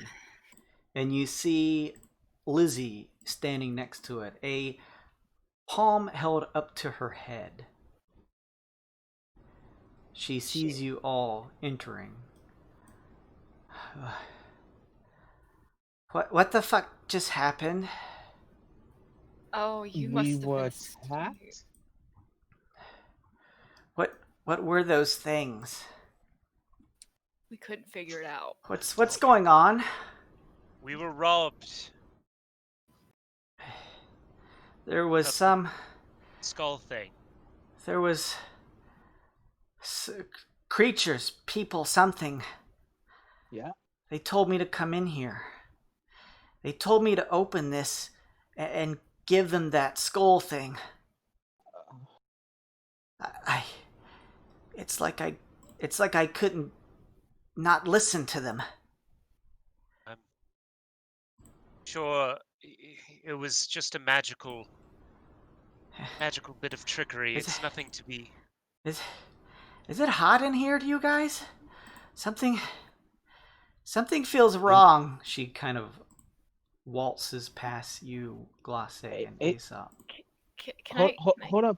Hold Yeah, on, can I Lizzie. like hold her and check her? Like, can I check You her? Aesop, go to- you're a doctor? grab at her wrists, and it feels extremely cold. Oh. It's a- Medicine check time. Something isn't right. Take one of those. Well, Take a D10. yeah, I'm definitely gonna use the D10. Shit. Okay, we got you. Wow. Viti got me, but mine's only a fucking 12. So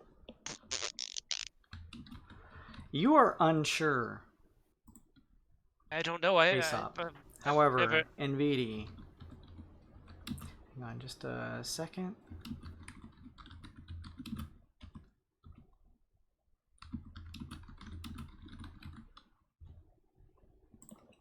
You are able to deduce what is going on with her. So, it doesn't.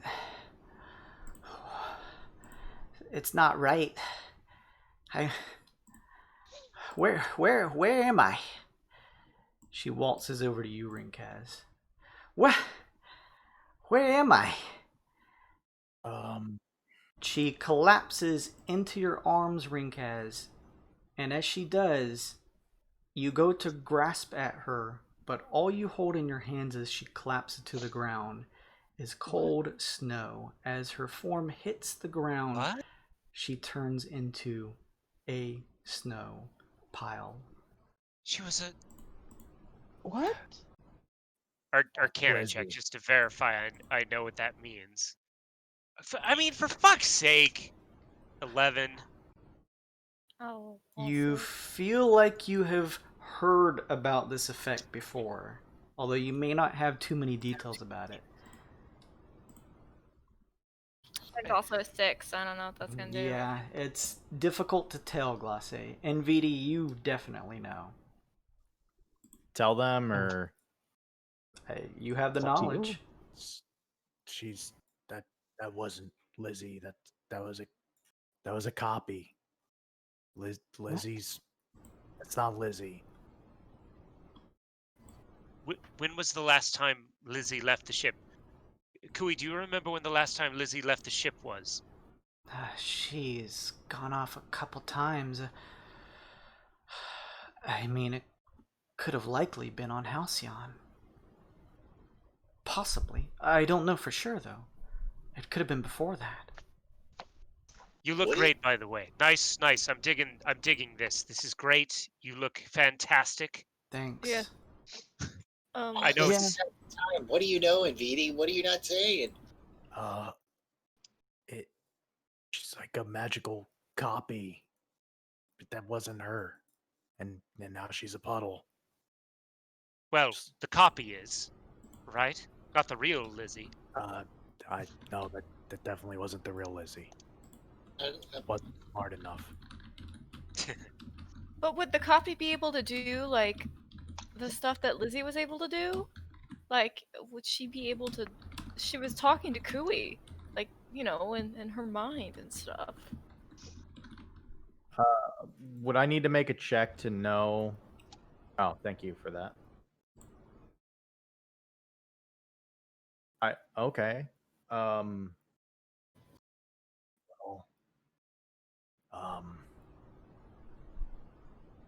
I hate to say it, but this is stuff that the 10th pit uses to gather information. What? They make copies of people. You all now remember back on Neo Gokyo when you were helping to assist the real Leah, that she mentioned that one of the tactics the 10th pit would use is to make a simulacrum of yourselves so that they can take advantage of that form through various means.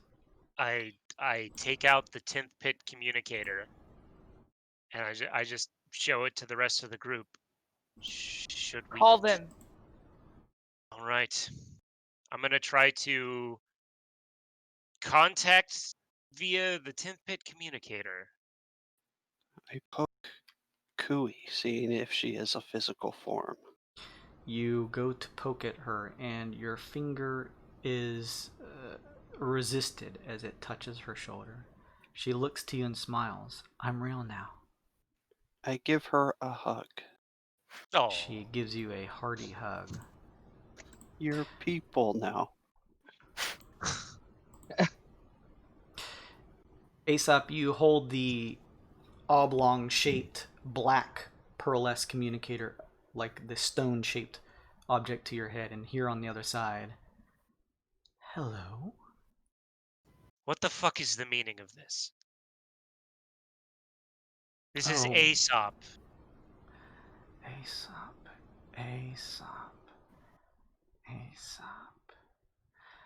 You're with the Wyld Tycoons. That's right. That's right. We needed your Mimir. We gathered as much.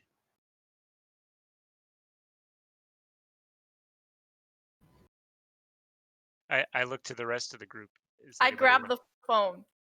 Who is this? Who am I speaking to right now? Hello? You've seen me before. Is this Leia? This isn't Leia. You sound ugly. Who are you? What's your name? This voice sounds like the man you've run into once over the video projection, the programmed illusion, and once outside of the ship recently. Okay, well, you're not ugly. You have a really nice smile. But listen here. Listen right now. What are you doing with our Mimir? Why did you come on our ship to kill us? And where's Lizzie? They're telling me I have to go now. No. Who's Is telling it- you? I hope that we get to play again soon. Is Oh the my God. manager there? What is the manager's name, Jason? Alderman. Where's Alderman? Let us speak to Alderman. Talk to your manager. Alderman has been removed from his position as regional manager.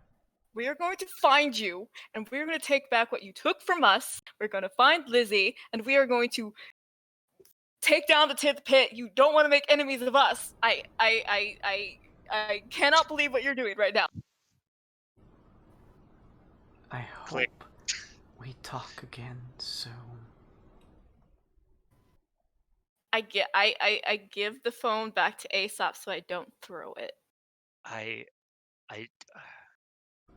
Well, at least if what he says is true, we know that Alderman wasn't playing us.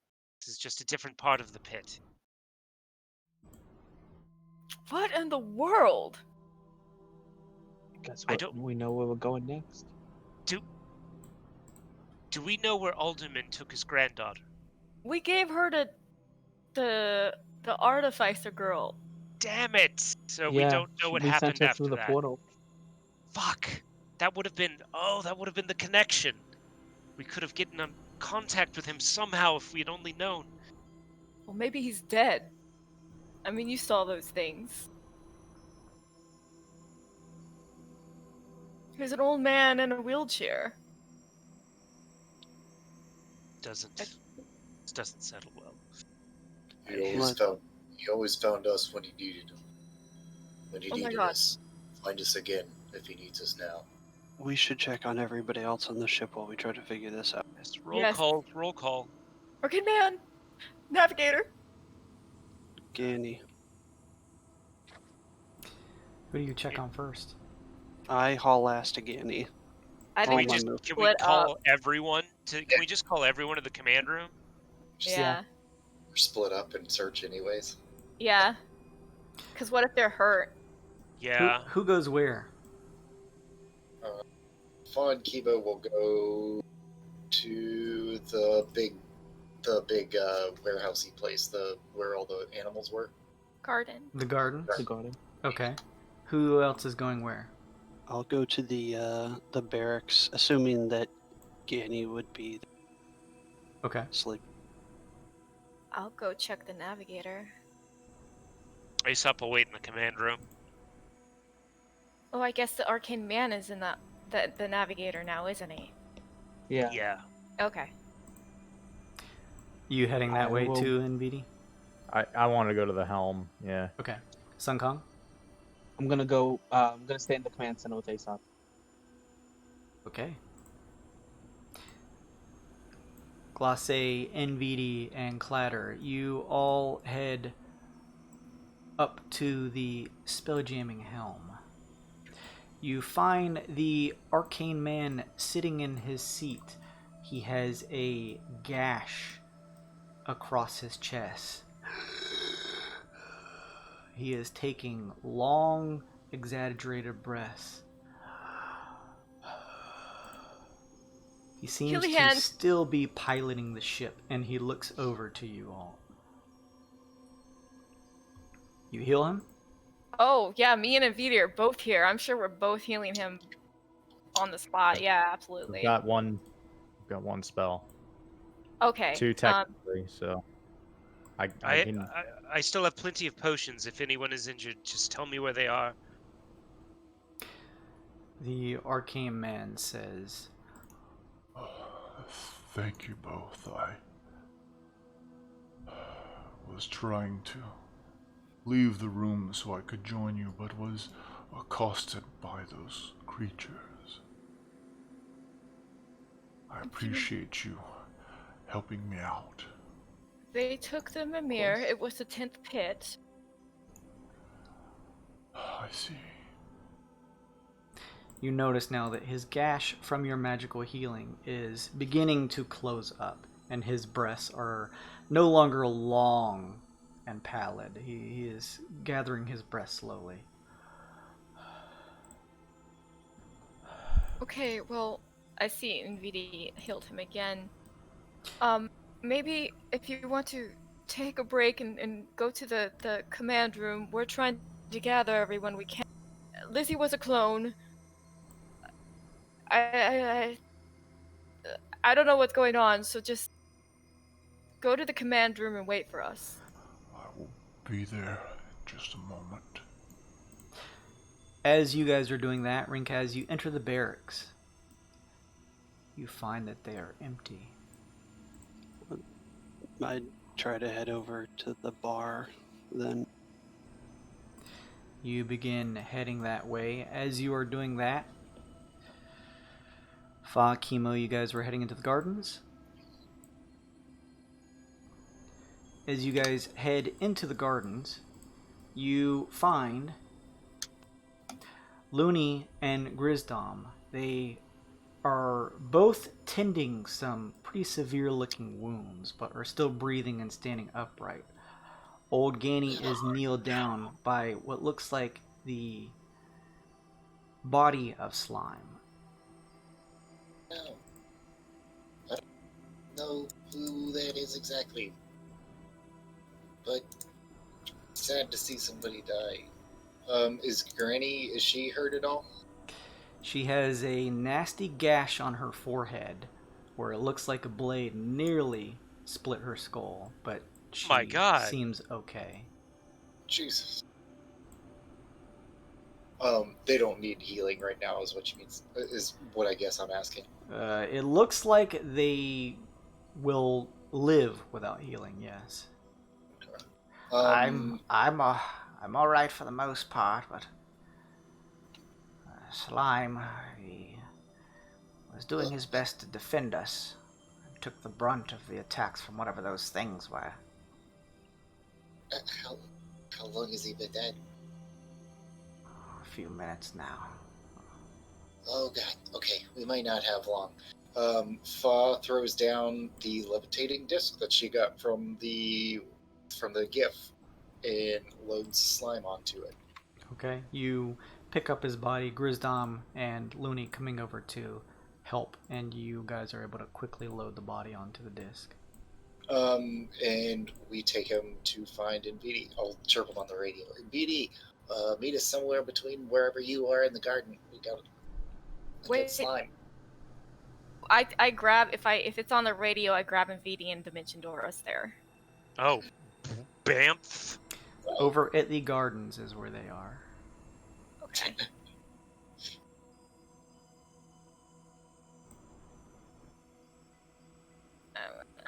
Try to get there. Yeah, well, I can Dimension grab Door. you over here. There you go.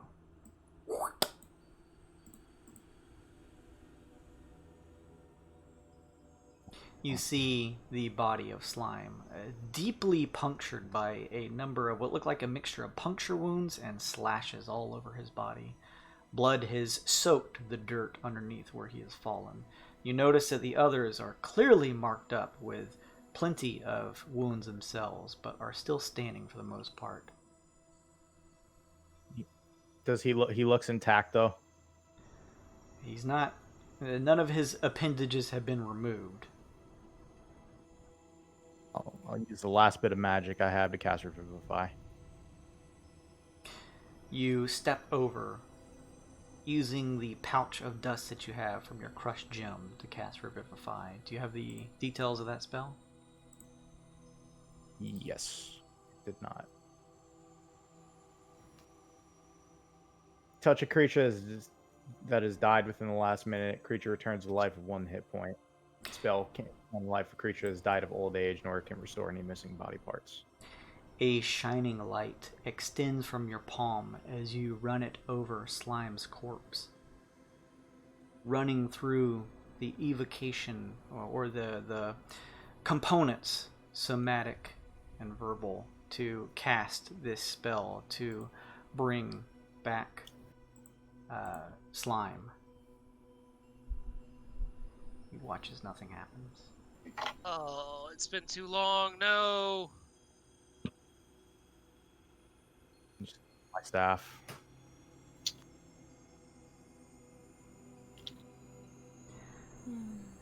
Old Ganny looks up. I'm sorry, I couldn't do more.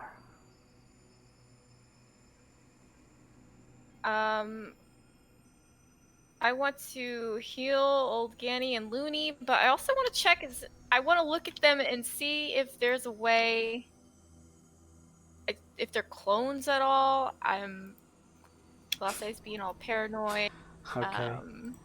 The gash in Old Ganny's forehead is closes up a bit as you place a palm against it, and you kind of wipe some of the blood that had trickled down into her eyebrow away. Thank you, Glace.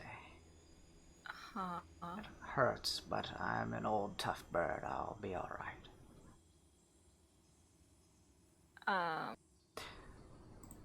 And then if you want to make a check. Or Arcana, I guess? Or could I do nature? Does she is there like could we physically tell the difference? Oh no, I feel her. I want to feel her and see if she's cold. You place a hand on Olgani and she feels a little colder than what you would expect, but she's also very old. So she doesn't feel like the freezing temperature that Lizzie did before I'll give her collapsing. I'll give her the benefit of the doubt. My blood just runs a little slower through my veins than most of you young'uns. I'll do the same to Loon. Looney raises a elongated elf eyebrow and just sort of like extends his arm for you to touch. He also kind of like grabs at his cheek with 2 fingers and squeezes. I think I'm fine. Oh, you're fine, honey. I did heal him for 7 as well. Thank you for that. He feels room temperature. He feels regular temperature. To Okay, anyone alright. else. Alright, you both passed the test. Thanks. Sorry. You want to check me? Grizdom says. Oh, yes, I forgot, Lizard Boy. Here, does he look hurt? Does he need heals? There are some cuts in his suit, and clearly you see blood spilling out a little bit. Okay. Or where had spill out. You watch as he clicks, turning the wrist cuff of his armor and removes it, and he pulls out his lizard-like hand. You notice that compared to the actual armor he's wearing, he's probably very, very skinny on the inside, as he has a very tiny, skinny hand that he hands out. Oh. As you feel it, it feels cold-blooded, but no different than Rinkaz would feel. Right. Okay, well he takes 19 healing. Okay, you can go I back in there. appreciate that, he says as he clicks his gauntlet, his metal gauntlet-like arm of his suit back on.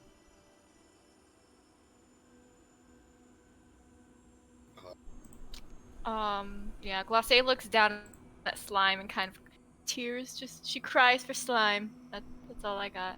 Should give him a proper burial. You hear the shifting sound of the elevator, Aesop and Sunkong, and see the arcane man kind of slowly shifting down the stairs into the mission control. He nods at you all. Arcane. I actually want to go check Ukog and Sugar. Okay. You head over to your room. As you enter, you find that they both appear to be sleeping. I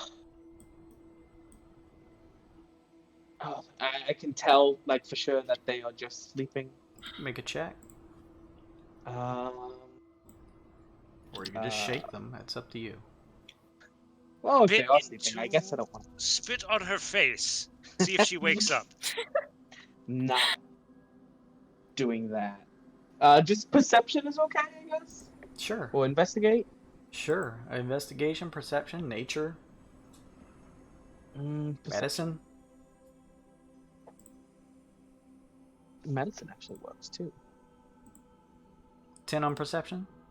10 perception. Ooh, 21 medicine. We'll say you take a little extra time going through the rigorous measures of making sure. With your perception, it looks like they're sleeping. But with their with a medicine check, as you kind of feel Ukog and Sugar's pulse, it seems very low. And as you are studying Sugar's face, kind of lifting an eyelid, seeing it glazed over and bloodshot, you smell that strange smell from whatever those vapors were that were trying to be inhaled by you from these creatures that entered here when you first woke up. Wonder if they're just under some sort of Similarly, magical sleep. you smell it around Ukog's mouth and nose. Aesop, could you come here, please? Oh, To my room. Sure. Blammo. Can I use my poisoner's kit with intelligence to see if she's been poisoned by that stuff they're trying to drip into our mouth? Sure. Yeah. I mean, fuck off. Roll 20 doesn't like you tonight, Luke. It never my does. This is the entirety of me playing Roll20, making any check at anything I'm supposed to be good at. That's an 11. You are unsure, but with Sun Kong pointing it out, you are able to lean in and get a whiff of whatever this is. Ooh, pepper. More than likely. Whatever they're I- trying to use on you, they have used both on Sugar and Ukog. I can't say for certain, Sun Kong, but it seems highly likely that she was poisoned by the same thing that was intended to keep us docile while they were on the ship. I pull out from my pouch. I actually Oh. have these 2 vials of antitoxin. Oh, save them. Do- I could just do this twice a day. That's a thing I can do because I prepare this for just such an occasion. Pop her mouth open. And yep. I'm gonna pour a cure-all in her mouth, rub her throat, so swallows it. And it cures the poisoned condition. She Nope. leans up in her bed. I hand the other vial to Sun Kong and say, "You can give that one to Sugar after I'm gone." Ukog turns to Thank you, too. Asa. I heard noises, but it was like I couldn't wake up. What's happening? We got attacked. It seems you and I'm gonna actually while I'm talking to her, you're okay now. But you and Sugar were poisoned, but you're gonna be okay now. Think Aesop cured it. She looks over and nods. Thank you. It seems your intuition that there is danger afoot was correct, Sun Kong, and then I just leave the room. All right, I'm going to pour that into Sugar's mouth. You're totally right about that argument, by the way. You Right? So see, this is kind of why I was telling you about getting off the ship. Sugar begins to snort a little bit and breathe out. She runs a thick clawed paw scratching her ear. You see her begin to roll over on her back and give a big yawn. Oh, Oh, that's good. you okay, Gary? I rub her belly. Her You're gonna be tail okay. begins to wag. She opens thank her goodness eyes and you're begins both to look okay. around the room. Oh, I'm so glad you both are okay. You look hurt, Sung Kong. Are you okay? I've felt better, but I mean, nothing a good night's rest won't cure. Ugh. I'm just glad you're okay, like I said. Ugh. She nods and places a hand on your shoulder. I'm glad you are too. Next time, come and wake me up. I mean, I could not get over here, even if I was trying. Trust me, I was stuck in the command room with Kui. She smiles a little bit at the side of her mouth. You know I would have gotten you if I could. I know, she says. Jeez.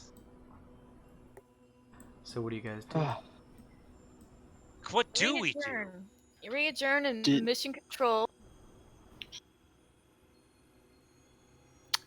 So that way we can all be there and discuss what to do. We probably need to contact somebody.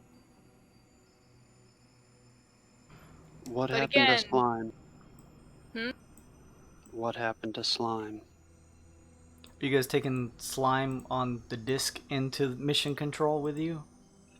Yeah, sure. Okay. We should prepare the body for burial. We could find a nice spot in the arboretum where all the animals are, make a nice little plot, little grave. He But didn't choose no. to stay See, here.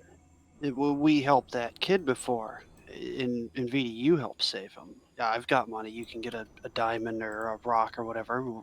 Can't you cast a spell on him? Can't you save him? Kiba walks over and puts a hand on Rikai's shoulder and says, "We tried everything. It was too late. It's just his time. The way things go sometimes. Not everybody comes back from these kinds of fights. Slime, you didn't come back from this one." I'm going to exit the room and then go to the workshop and begin working. Guys walks out of the room. All right. If it's any consolation, he gave his life fighting. He kept yelling things that I didn't understand, but stabbed them good quite a few times, but they just seemed to overwhelm us. We weren't prepared for something like that. Yeah, None well, of that us makes two now.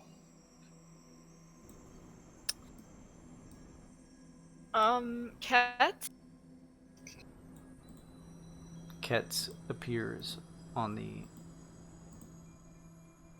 Has astrolabe. anything been taken away from the ship other than the Mimir? Can you see if any information or any technical stuff on the insides are messed up? I do not sense any other missing components. I think it's safe to say that they were just after the Mimir. Well, now what, Arcane Man? Didn't we need that?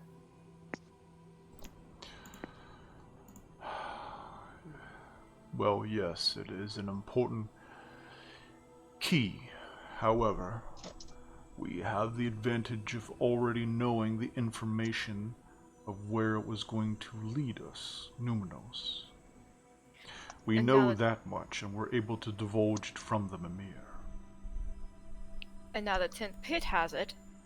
And That obviously. is the issue. Now, if it is true, and whoever these members were part of the 10th pit, they undoubtedly know this information as well. That means we need to continue on our path. We can't let them beat us there. Exactly my thoughts, Aesop. And I'm sure if they are adept enough, we will be able to take out our frustration on them if they cross our paths. You guys saw those things. You saw how strong they were.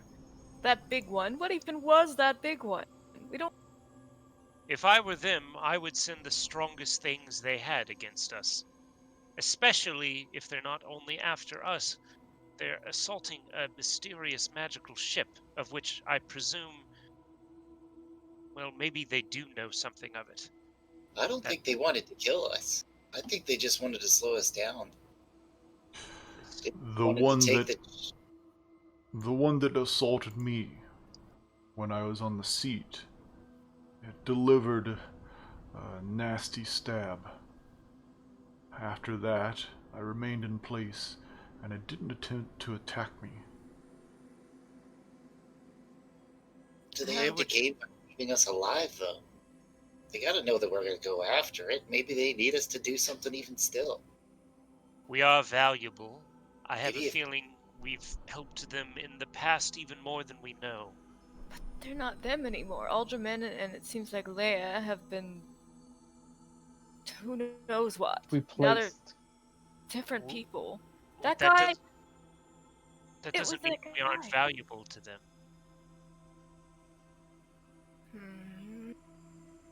Still need us to do something. So maybe we figure out what it is and don't.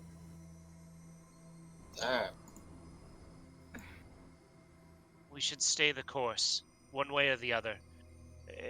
Who knows why they left us alive, but if we know that they're going to be going to Mneuminos, we have to beat them there.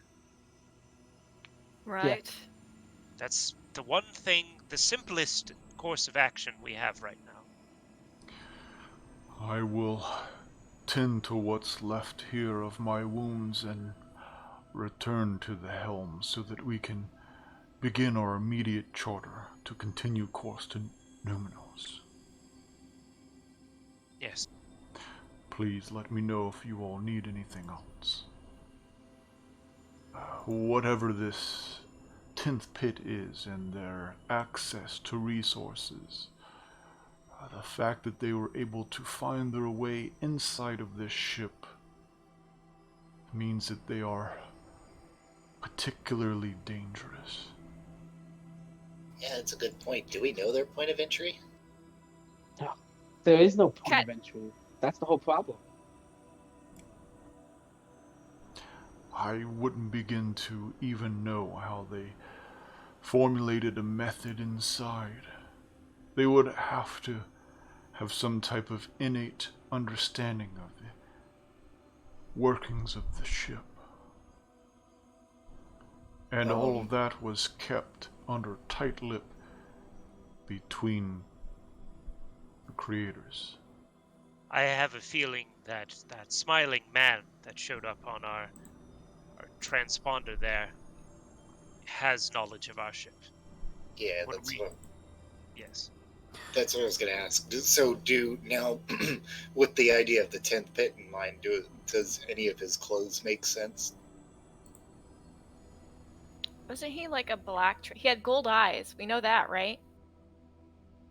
Yeah, his eyes had a certain goldish glitter to them, and he did seem to sport a color scheme of black and gold, a similar style that you have seen the 10th pit don from time to time.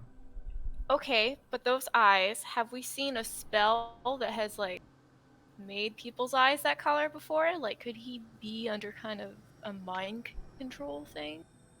Are his eyes the same color as Invidi's? Oh yeah, that's a good question too. You guys are knowledge checks are free. I'm I'll gonna make a do- nature check on that shit. Arcana from me. Yeah. Oh, my I got God. a 6 again. I got the same thing. Okay, well, Luke is done. Yeah. Luke is done. Everybody. He's oh, deleting Luke his got another Roll20 2. account. Luke got another 2. Yeah, he's Yeah, exactly. it's given him Exactly. like twos That's why for the he last gave up. 6 rolls. Poor I guy. think he's total 20 tonight. on He his is rolls. stricken with grief and won't open his Luke eyes. needs to use to real look. world dice. He's unplugging his computer from behind the desk as we speak, so he can throw it out the fucking window. So, With those checks, Aesop is unfortunately not able to gather Yeah. much with a 2. Okay, you're not throwing your computer out the window. It's 11 total. It's Well, another okay. another 11 total for the third time in a row. There is a. Nvidia has a similar gold hue to his eyes, but there seems to be some difference between the two that you can't put your finger on, Aesop. Good enough. Glosse, is that a 6 overall or an 8? that's a 6. With an Arcana check of a 6, you are unsure if there's any link between the two, or just in Okay. general about whatever that figure was.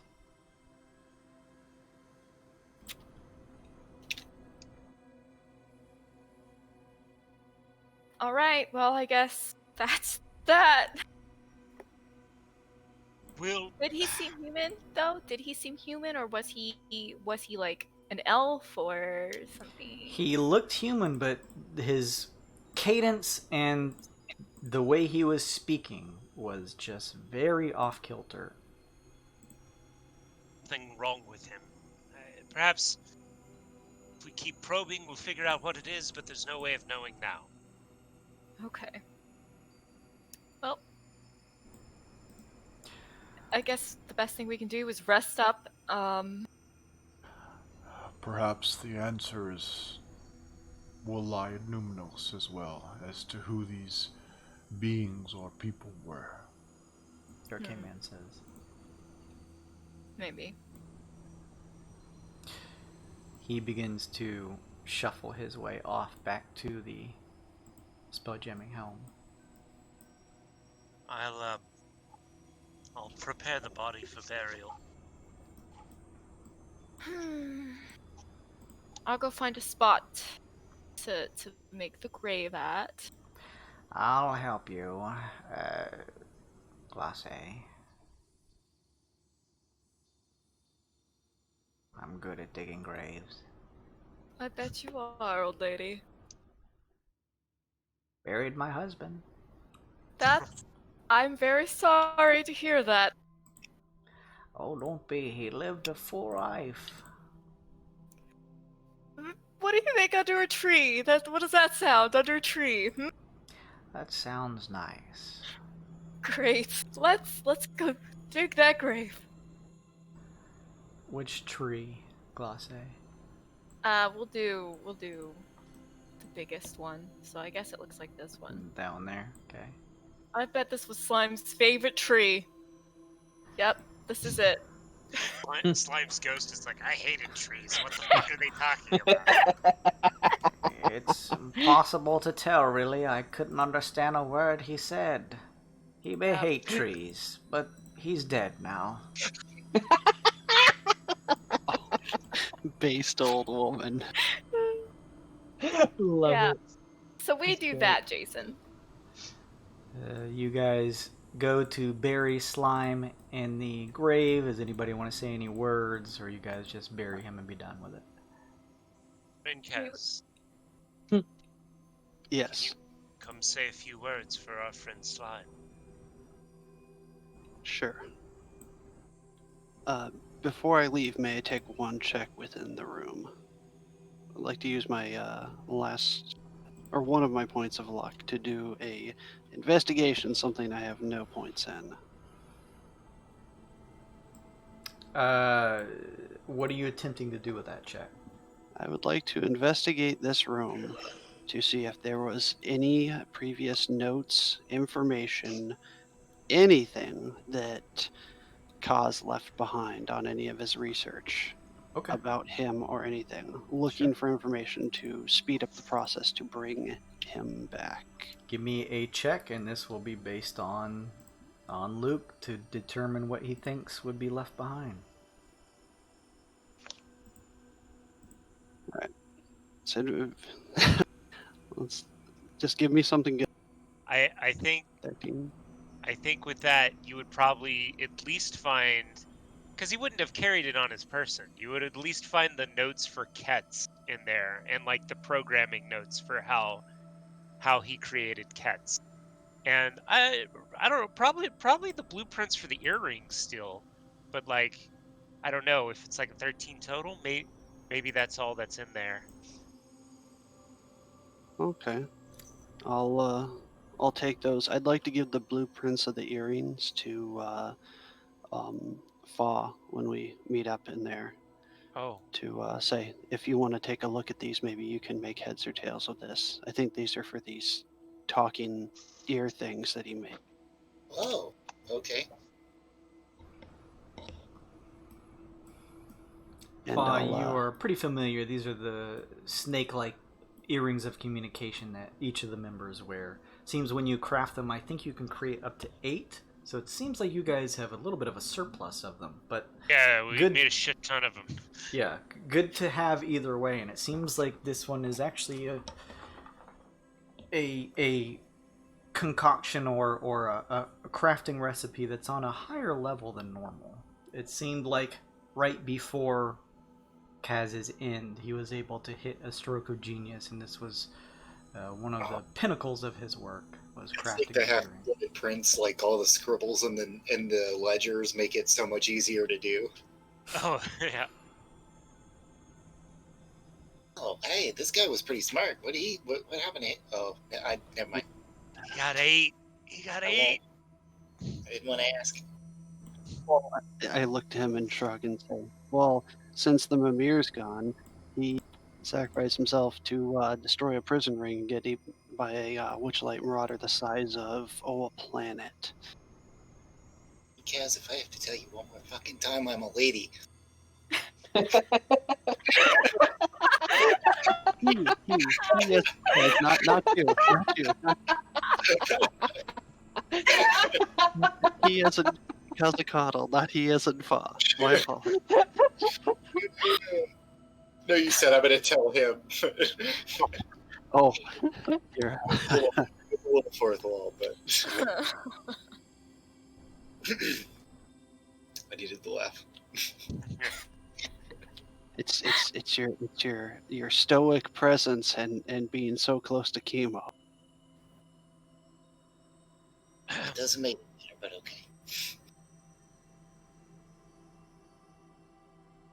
Well, Rankaz, you want to say a few words about your friend here? I think you're one of the few who could actually kind of understand him. I look around for a minute and kind of scratch my scaly head and pull out one of my extra just knives that I had from that crap-ass, swamp-ass, disgusting-ass planet that we found him on in the sewers. One of the important ones I had to, and I put it on top of his... I see. Let nothing go to waste. I understand. Not a common practice on Udu, at least between the coven, but I'm willing to give it a shot. What? A souvenir piece. Right. Oh, Never mind me. No. This, he can stay intact, hopefully. Right. I can't say that slime can come back. I don't understand magic. Hell, I don't understand anything that happened earlier. But out of anybody on here, gave his life fighting. The most important thing is he wanted to fight. He left a planet where he fought to live to where he could actually maybe relax a bit. And I personally feel responsible for him being here. Whether you guys think cause was our fault, my fault, anybody's fault, I take this one personally. This was someone I brought here. He did choose to stay. And maybe him, like me being a T-Rex, wouldn't have known any better other than to kill. Which I fully plan on doing. This may be one grave, but there's going to be more than 10 pits for them and all of those disgusting bastards who invaded our ship. I promise by this man, and I hold up the papers that I found for Ketz and say, whatever this is, and whoever I can get in contact back, to bring Kazacotl back, so that he may bring all of their corpses to the snake god or whoever it is he worshipped. May his faith or whoever be restored and balanced. But this one isn't going to die in vain. I can promise you that. And if you need me anymore tonight, I'm going to find more inventive ways for creating things that I do know how to make. Until we land, I will be making explosives. Okay. The first person that we see. I promise. Well then, Oh. a toast to our fallen comrade, Aesop says as he's handing out essentially beakers of box wine from his alchemy jug. But I mean, it's a symbolic gesture, you know. To our fallen comrade and to Slime. I pour one out for him. The Nice. slime. Rest well, buddy. Hopefully, wherever you go, you're happy there too. You'll be the first to know, Rinkaz, once I hear back from the Coven about this necromantic path we're attempting to walk with Kaz. Oh, scandalous, Aesop says. I mean, necromancy's unholy, but so is sacrificing hundreds of snake people to a giant snake person, or whatever. And so is science. And with that, I think I need to prepare for our journey as well. Yes, Goodbye, Slime. Thank you for your service. You guys cover the grave with dirt and bury slime in the garden. I look to everyone and say, guys, look at the good point. Something good come from today. Two What? things, actually. we know the 10th pit is just as evil, crazy, and sadistic as we thought, and they have more reason to, well, more of a purpose now to deal with them. And second of all, may she be okay, but Lizzie isn't on the ship. You are the worst. You know we have to rescue her, right? Yeah, I know. The good thing that came out of today is Kui, and that's it. Kui's people. That's right. If Kui's anybody needs me, family. I'm gonna be in my room. Yeah, do we want to address Kui being a person? Have we, I already said she looked gorgeous in this new form. I don't know what you're waiting on. I give her another hug. This place where you're all going. You need some type of thing to breathe, right? Yeah. How many suits do you have? Oh, how convenient. We just so happen to have an extra one, don't we, everyone? Now, young lady, you have this brand new body, and we're going out in this big, crazy place. I don't know. I don't know. Come on, Glosse, she's one of us. Paul steps up to her and says, "What are your qualifications, Private? This is a top tier mission. What makes you think you're so qualified to join us?" Because I can help you. I can Oh, help fair you. enough. Well, come along then. I looked Now, to what Fa. can you do then, Kui? Fa, you're such a pushover. Well, she said she could. Fine. The dome-like shield that I can use, the arcane powers that I now have, to be able to craft. It not only provides a boost in defenses to you all, I can't hold it up for too long, but while I am holding it up, it serves as a pocket of air for everyone. Oh, wow. Oh, that's perfect. If we lose our suits, we could use your powers. As a backup resort, yes. Well, I'm sold. Welcome Yeah, aboard. Since the suits are so fragile, that sounds like a good idea. Plus, You stay by one of us at all times. you'll need obviously. to stay by me, yes. Plus, all things considered, I've been on this ship for as far as I can remember. It's time I took a step off of it once we get there. That's right. It's a valid point. I was hoping there would be a better place that you could leave this place, but A place where not even the gods have treaded yet? It sounds amazing. Intimidating, but amazing all the same. I can't wait to blow it up. Oh, It's probably gonna blow up ASAP. oh, fair. Fa, isn't she a little short to be a wild knot? Yes. Kui's like probably taller than Aesop. Yes, and she needs. What is it? What is it that she's missing here? How Yes. tall is Aesop? Aesop's like Kinku, I think, to get above like 5 foot, right? I think so. Yeah. Yeah. So Kui's not tall, but she's probably like 5'5". yeah, short kings over here. That's what we are. Short king. Kong's not super tall either. He's like yeah. 5. Yeah, 5 6? feet tall. I am 5 feet tall. Really? Yeah. Kinku aren't Can very you- large. How tall is Glosse? Oh, honey, I'm a 6'2" model, baby. That's what I thought. I thought you were like Amazonian style. Yeah. Oh no, excuse me. Kong is 4'6".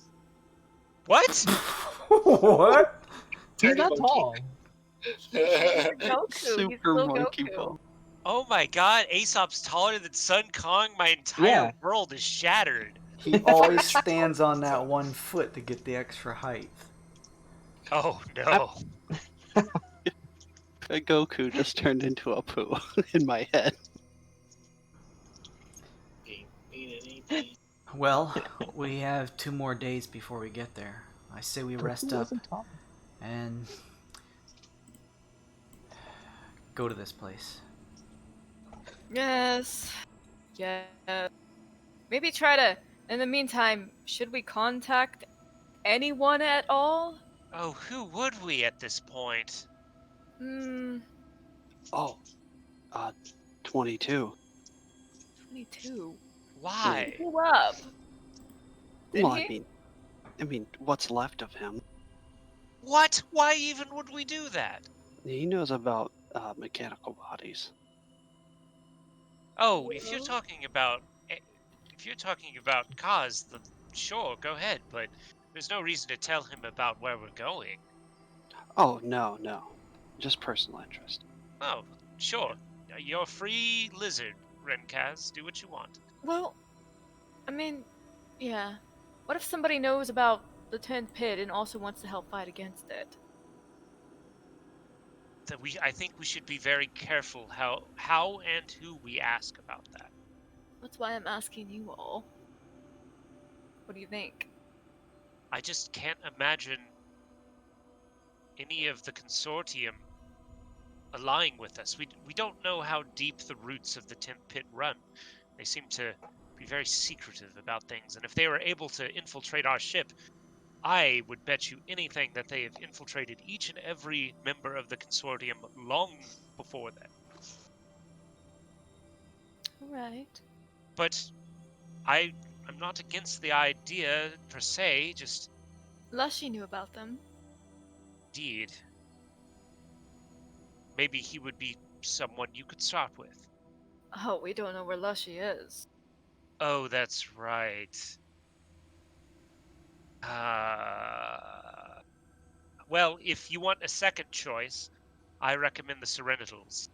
They do owe us a pretty big favor, which we've yet to cash in. Yeah. That's true. I would leave the Masterminds or the Bastion out of it, though. Right. But that's just me. What do I know? I'm the one that trusted aldermen, so clearly I'm not a good judge of their character. You Well, I meant think well. Alderman got betrayed or something. I do too, but it's given me pause. But it was that butler. He was always quiet. You know, the quiet ones. Oh, it's always the butler, isn't it? It's a shame we don't know a private detective that might have information on all of this. Oh, now that's an idea. No, we don't know, Do we know where how- he is either. Oh God, we don't know where have all of our allies gone? We do have Probably a- where Glosse's poor sister is gone. What? Plus, we are dead. Excuse me. I'm not crying. It's raining in here. I need to go. I mean, we need to find her. Decker's probably with her right now. I think we all need to take a long, long sleep. Let's rest. I'll be crafting. I'm eating and then sleep. The whole Anyone time want- you're just eating. Why we've been talking, yeah.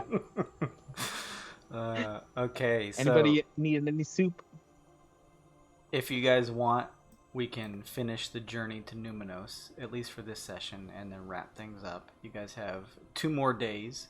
So on this first day, if you guys want, unless you're doing anything extensive, you can heal up your tokens, get all your hit points back, all your spell slots back, all that good stuff. And if you plan to do anything in particular over this first day, please let me know.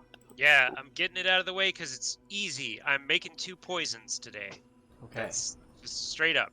I'll just do that in the chat. All right. I Sounds roll- good. I rolled for my weird bit package from Hero. It's a D3, correct? The weird bit package. Hang on, just a second here.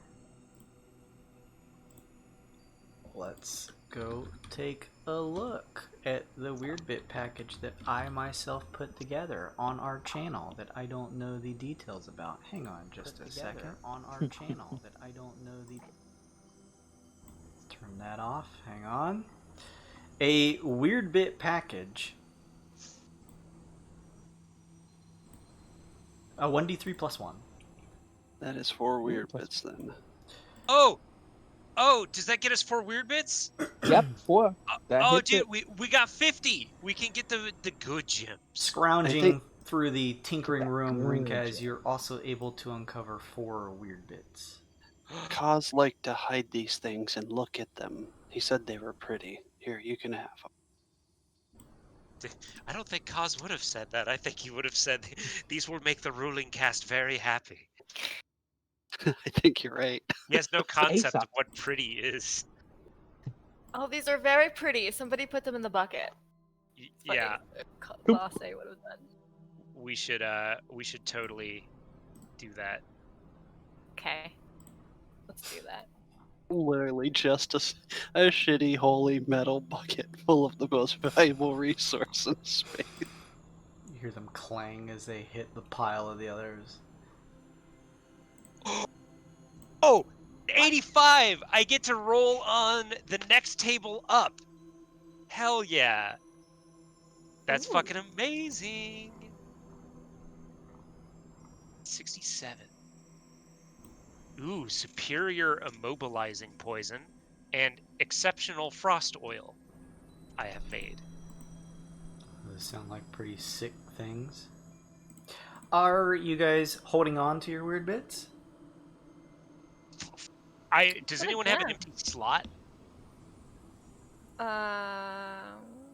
Glosse, after all those weird antics, you also pull out your crystal communicator and see that the bright purple that was probably once emanating from it is now dissipated. The weird is gone. Oh, thank God. After a few hours' time.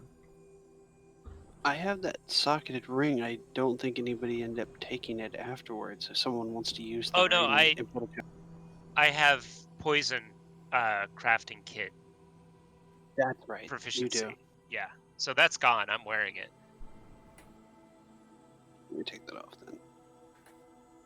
I mean, I have the circlet, but I'm sure someone who has a slot can. If there's something that we get that's good, we can always Yeah, give something out. yeah, that's true. I mean, Does anybody have a slot? yeah, that's the problem. Is I think we filled up all the slots that we have. Nope, Kibo's Oh. still got one. Oh, let's get a big gym for chemo. Go for it. Because the first one Kibo got was a history gem. He's a dummy. Well, let's get a big gym for chemo then. Yeah.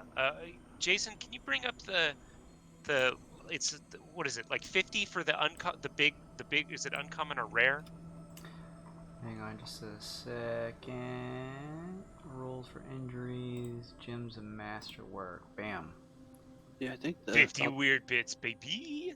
For I an think the other uncommon one gem. was the stealth one you gave me. Yeah, I wouldn't have given that up if I got it. No, that was the surprise one. It wasn't stealth, it was surprise. This. Yeah, let's get chemo something cool. We need to make sure we're strong for this big old battle we're gonna do. Presumably, we won't walk just in and out without any sort of conflict. No, we're gonna walk in and just die. What do we need to Instantly. roll, Jason? D42, please. Show me the 42. weird bits. Go chemo D42. 4-2. Whoop, Oh, that didn't. oh. Sorry. Well, you That got would've me been excited there crazy. for a second. Yeah. 18. Okay. 1-8. hang on. Hope this one's good. It's double history gem. Well, I mean, if you had like expertise in history, you'd actually be like good at it. You're right. No. No, fair. As you slip these into the slot, you hear the clanking sound of a gem headed down the machine, popping out at the tray at the bottom. As you pull it out, it is gray and metallic. Cool. Edges my soul. You guys, obviously being on the ship and the relative safety of the ship, use this time to study the gem. You find out that it is a magnetite gem. And when it is socketed into an item, it allows you to cast levitate 3 times per day.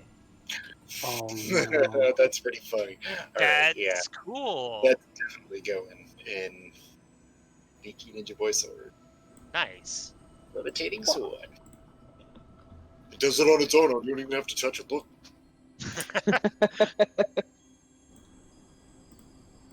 Look, Ma, no hands. I have a jeweler's kit if anyone. I need- think we're all actually good on gems now, which is Okay. amazing. We could always pull one just for fun, but yeah, we all got something. just pull it out and put it back in just to tempt fate. Oh man.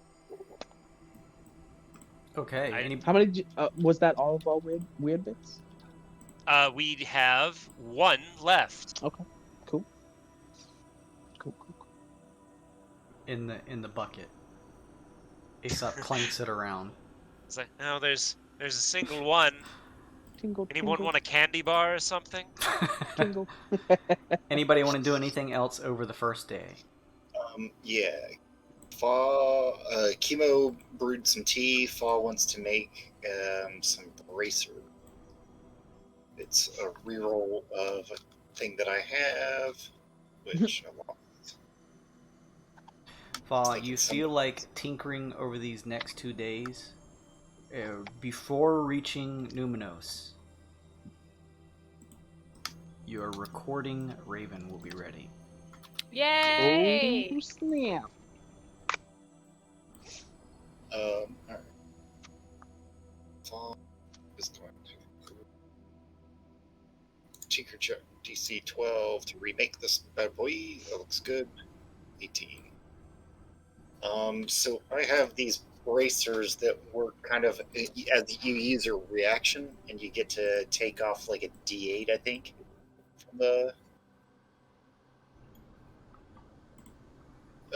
from the hit. If anybody wants it, I've got an extra. Oh, one. that's cool. I'm It's full like up. my tattoo.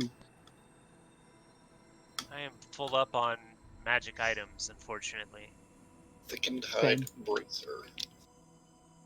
Oh, it's a D12. No.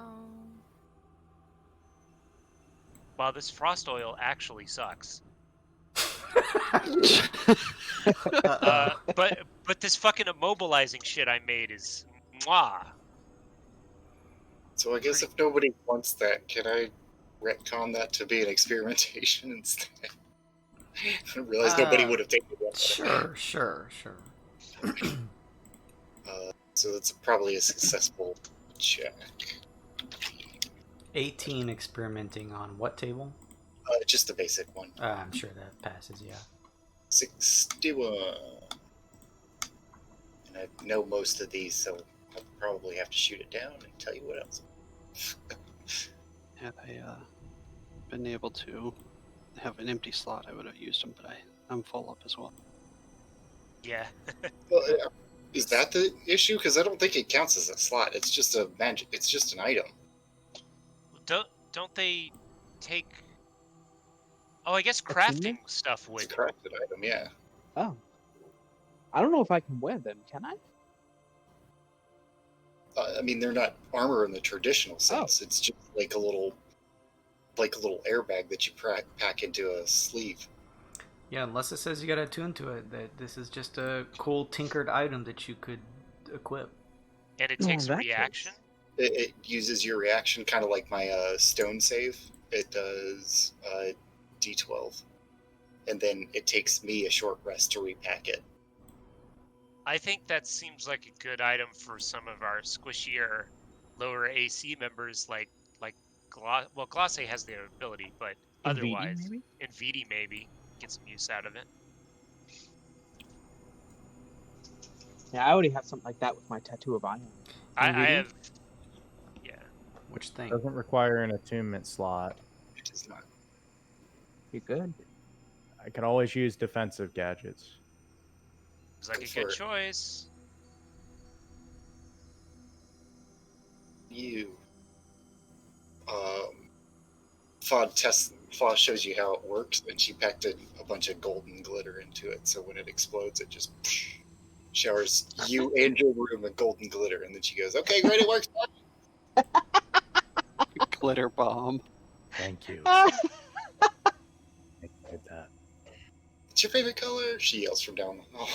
I can just picture Nvidia standing there covered in glitter, like just confused. I think I'll leave it for a bit. As this day wraps up to a close, unless May I anyone make a wants roll? to do anything else. Sure. When can I get a blessed potion I ASAP? make a gift goodbye Tomorrow. grenade. Okay.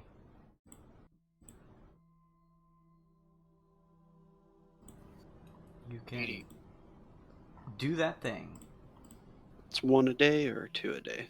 You're allowed to It craft. counts as a 8-hour set, so you could do up to 2 a day, 3 if you want to go without sleeping. I will do just a second one. I'd like to use a point of luck if I'm allowed to, so I don't blow myself. Skill check. Sure. Put the ace up menu in chat once he's done. Alright, Roll. that's 4 grenades, just and want that's Blessed potion. At least. And then I remember mentioning that there was some cost to those It's 100 grenades. I think it was 100 on intermediate, because it's on the intermediate Gotcha, table. gotcha. Okay. It's 200 gold off. Yeah, you should be fine with those rolls. 200 gold. Now you have 2 gift goodbye grenades. That's 4 total. 1 from before, 1 I crafted, and 2 more I crafted today. Nice, nice. Okay. As the day draws to a close, you guys can move the Nimbus 1 step closer to Mneuminos. Can I do a meditation pool? You slip into the meditation pool. Please give me a D12 if you don't mind. We still have 1 more day before we land, right? 1 more day. This is the last day. Well, 1 more day after NVD does his thing. Oh, okay, yeah. With a 7, the next time you roll a 1, 2, or 3 on a damage die for a melee attack, you can... Oh, hang on, sorry. That's the physical training. Let me go down to the divine. You have advantage on your first wisdom perception check made to spot, hear, or detect a hidden object or creature in your immediate surroundings. As you meditate, this benefit will last until you use it or replace it by meditating again. Just keep that in mind.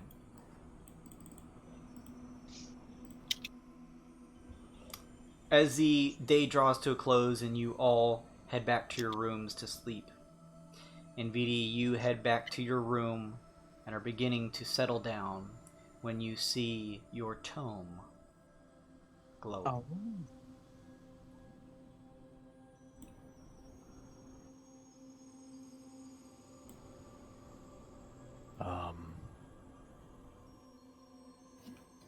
Well, guess I have time to look at it. So sit down. Have I rested at all since that combat or no? In the funeral. You're settling down to rest. Yes, I'm still pretty haggard, but I'll open the tome. You flip through to the glowing portion of the book and find written in it, "When the time comes, place your hand on the writing of this book in order to speak with its author. You will know the next time the book shines."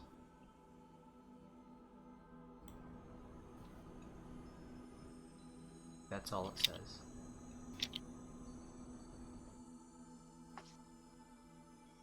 The glow slowly fades as you finish reading. And the text is persistent, because that's where I'm going to place my hand.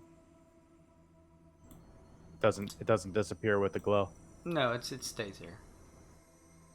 That's right. I understand. And close it. Okay. You head to sleep for the night. Last day until Mneuminos. Any crafting? Any final preparations? Glace, can you help inspire me? This feels really important. Oh, you can do it, bird boy. All right. This is going to be the Sun Kong subtract Oh. 300 gold from your I already deal. did.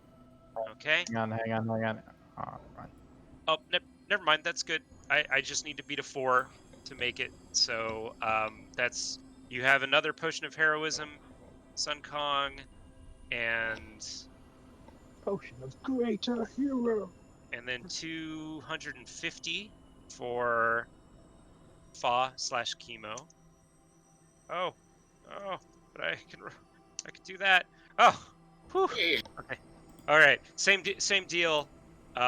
It actually needed to. Actually, that's exactly what I needed. If I'd got any lower than that on the inspiration, it would have failed. Nice. So that's gonna be 1 superior immobilization poison for chemo, and that's all. That's 16 hours of Aesop. Kibo promises to let Fa have it. Cool. Anything else from anybody else? I'll do 8 hours in the training room. In the gym. Me as well, please. You both head over to the gym. Let me take a quick look. I think it's a 12. And chemo. Chemo's heading over to the gym. Yeah, swole boys, good swole. Ooh. Ooh. You guys have a strength, dex, or con of 13 or higher? Sir. Okay. I want to 2 join out of 3. them. It looks fun. What are you guys doing? What are you playing? Well, I'll say We're Kibo doing a squeezes- training montage. Kibo squeezes all the muscles on his chest so tight. And he just one of them needs to be 13. Then he pops. Sure. You guys should all be safe then, as long as one of those are 13 or higher to make good use of this room. I will require you all to give me a d12 roll. Glace, Rinkaz, Chemo, and Sun Kong. 7. Glace with a 5. The next time you take the hide action, you have advantage on your stealth check. Okay. All right. That could be useful. With an 8 Chemo, you have advantage on your next strength athletics check made to climb, jump, swim, or interact with an object. Just imagine making a strength check to like spread cream cheese on a bagel or something. You have no idea why. Careful now. Sun Kong with a 7. The next time you roll 1, 2, or 3 on a damage die for a melee attack, you can re-roll the die and must use the new roll. These are pretty appropriate. Yeah. And Reroll Rinkaz, that damage. when you perform the dash action, you may travel an additional 10 feet.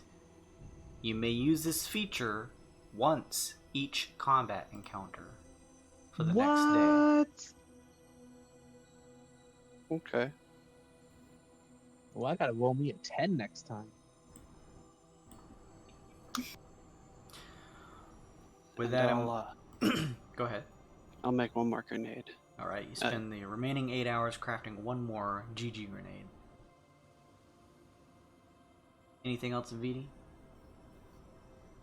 I'm gonna prepare myself like I've never prepared before. Vigorous. You're Does anybody have like a bag or a belt I can just throw all these in so I can make them all go off at once? Yeah, obviously. Like a cluster bomb? Yeah, Fa just strings all the pins together on one long string and says, "There you go." Oh, I've got it. It's a give goodbye grenade. This will be like a farewell celebration. What do you guys think? No. Let's save that for when we need it. Need it. True. Make Thank sure you. you throw it, and so it's not a farewell to arms. Oh, okay. I kind of just shake it haphazardly. Mm. Get it. You all, seeing that you are closing in in the distance of the astrolabe, seeing the arcane, the programmed illusion of this huge rock in the distance.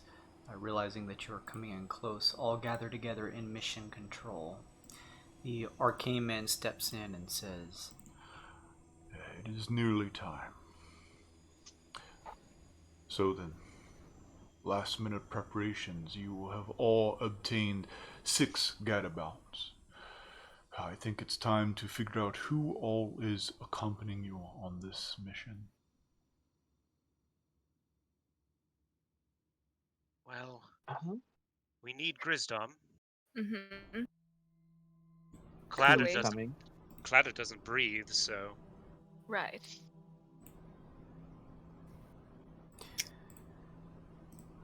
Arcane man says, Despite the importance of this quest to myself, I feel as though you would all be better off heading there yourselves. You can handle one another, and you need the gadabouts. I can stay on the ship if you like. well, we need someone on the ship. We've seen that it can't be left alone. Even with us on it, it can't be left.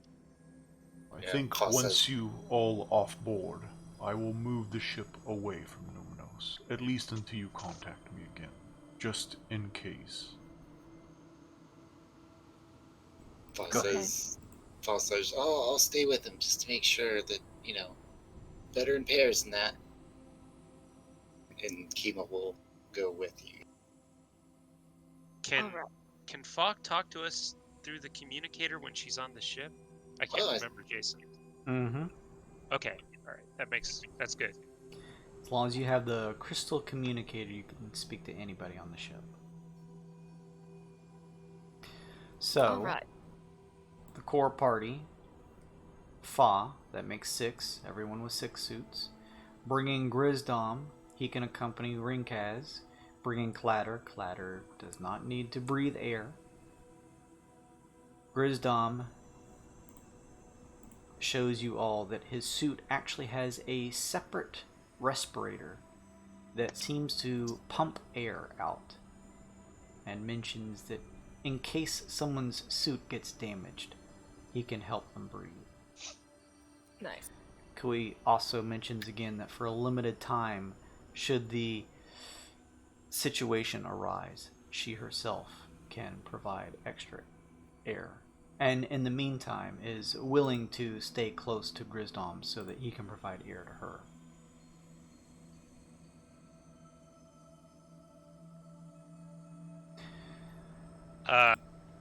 Before he goes, I think Aesop will walk over to Fa and say, in case this whole thing goes tits up, my research is in the desk in the alchemy lab. Make a copy, give one to Hush, get filthy rich. She kind of starts shaking when you say "get filthy rich." But if it goes tits up, only if. She kind of looks at you, but kind of through you, kind of considering something.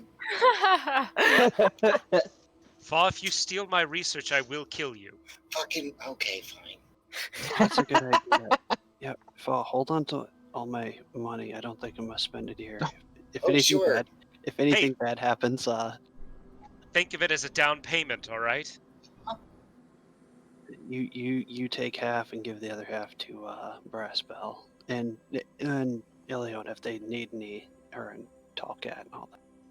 I don't know if Fa knows who those people are. What? Does Fa know who those people are?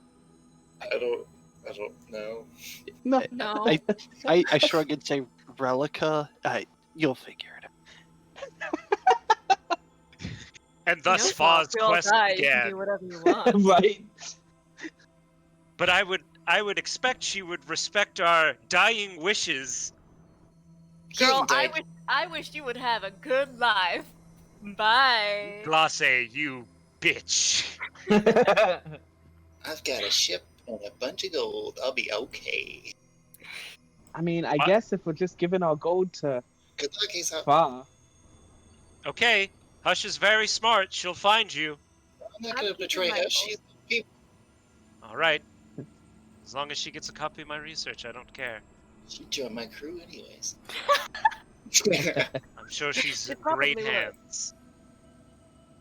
You all open these glass chests that hold the gadabouts inside, and as you remove them, it just looks like a mass of like leathery vines, but as you take them out, they slowly begin to open up and extend. The vines, they tend to shift and open, and this bulbous, translucent, round, almost bubble looking area that makes the top of it begins to expand. And similar to how you watched the gift back on the quagga put this on, you all open the mass up, finding a area that you can push your head through the center of the vine work, and pushing it through find yourselves equipped with the gadabouts. As you push your heads through, you can see perfectly fine through this translucent bubble at the top, and you all feel the sensation of the vines just slowly, naturally wrapping themselves around your bodies. You all do get the sense that it would not be a great thing for any of these, because they are plants naturally to take a lot of physical damage. No, nobody get in any unnecessary fights. With that being... Go ahead, Asa. Can I make a quick nature check Sure. to see if there's any way that like we could heal these with like potions or magical healing if they get damaged? Sure. And this is gonna be a 2, so let's get ready for it. Take this. Okay, well, that's 5. thank you, Ooh. Glace. There's Hey, your there check. it is. There it is. Thanks, Invidi. That's gonna be wow. Altogether with Glace's D10, that's a 22. Holy shit. Oh. 22. And VD, hard to wrap your mind around. Aesop, you take a second, actually now having them outside of their containment and taking a second to actually study them in hand. And you realize that if any of them take enough damage based on the way that they move and their physiology, they would quickly decompose and be rendered useless to you. All right, don't fuck up, everyone. Awesome. As it crawls on my head and face, I start to claw at it and try to calm down. No. Grizdom heads over with Kui and pulls out this dome-looking translucent piece and hands it over to her, and she nods. Everyone ready? Yes. Ready as I will be. Tell Rooney and Elfish to watch out for the ship and help everybody as best he can. He nods and says, Go now. Find the lady's legacy. Discover whatever secrets about the multiverse she has laid hidden in Mneuminos. It is your destiny. No pressure. And who are we to say no to destiny? You know, this wasn't my destiny before I got wrapped up in all of this nonsense with Oh, the but Mneuminos. honey, it was your destiny to Oh, get but it wrapped up was. in all of this nonsense. Because if you didn't get wrapped, you wouldn't have your cure. Destiny is not very scientific. I'm not a fan. But look at, you're here, and it's a thing. Wasn't Destiny the name of one of those pleasure slimes back on... Beam Ryoko? us down! Beam us down! you all place your hands on the crystal communicator and VoIP outside of the ship, finding as the Arcane Man returns back to the Spelljammer helm that the ship is circling around Mneuminos, which looks like this just massive rock, almost moon-like in size. It has multiple, just massive, what would be considered 2-3 towns worth, just carved into the face of it, of these massive faces. Cool. As the ship approaches, you notice that one of these faces in particular, now remembering, similar to how the Mimir said, has a open mouth, and the ship begins, as you are all standing on top of it, as it begins to descend into the open mouth into darkness. Awesome. And that is where we will end this session. All right. Death flags, death flags, death flags, death flags. So, did you guys have fun? Yes. Yeah. Yeah. Good. We survived. Dead. I would just say this: I made some preemptive rolls for that whole encounter. It is a very good thing you guys sent most of the people off of the ship beforehand. Thank you, Glosse. Aesop would confide in you to thank you for getting him superstitious with your nonsense vision mumbo jumbo. And don't tell anyone I said that. I won't tell a soul. She's Wink. going to- She going to- says over you- the you communicator. don't. You can't just say wink out loud. Oh, oops. Thank you, another TV viewer. Thank you, A10. Thank you, Grizzly Teddy. Heroes, thank you for the fun, Wyrd, and then Hell yeah. Weird Bit package. That got them some fun stuff. And actually got a whole gym out of it, so thank you very much. Thank you, Lurks Hell. and Milty, for hanging out with us. If you want, you can smash that follow button if you haven't already. You'll get extra Weird Bit points, which are Twitch channel points that you can use to buy fun stuff like Heroes did this session that caused some crazy antics to happen, as well as some beneficial ones at the end there with the Weird Bits. And do all kinds of cool stuff. If you missed any of this episode, you can find the VOD on Twitch. You can also watch the rebroadcast that we do on Mondays over on YouTube. We have the full catalog of Season 2 over there. And as we are approaching the 100th episode, that is going to be a special episode, which we're going to do like in any good long-running show, the recap episode, where we're going to revisit all of our past sessions starting from the moment you guys began this journey and just revisiting some of the highlights and maybe bring some questions and maybe some behind the scenes from me if you guys want to ask me some questions if they're not too spoilery. And that should be a fun episode and maybe a fun way to catch some people up who are like, we don't want to watch 200 plus hours of content because we have a life. So maybe a good way to bring some people into the fold and just give them a better understanding of what's going on. But that's still a little ways off, but look forward to that.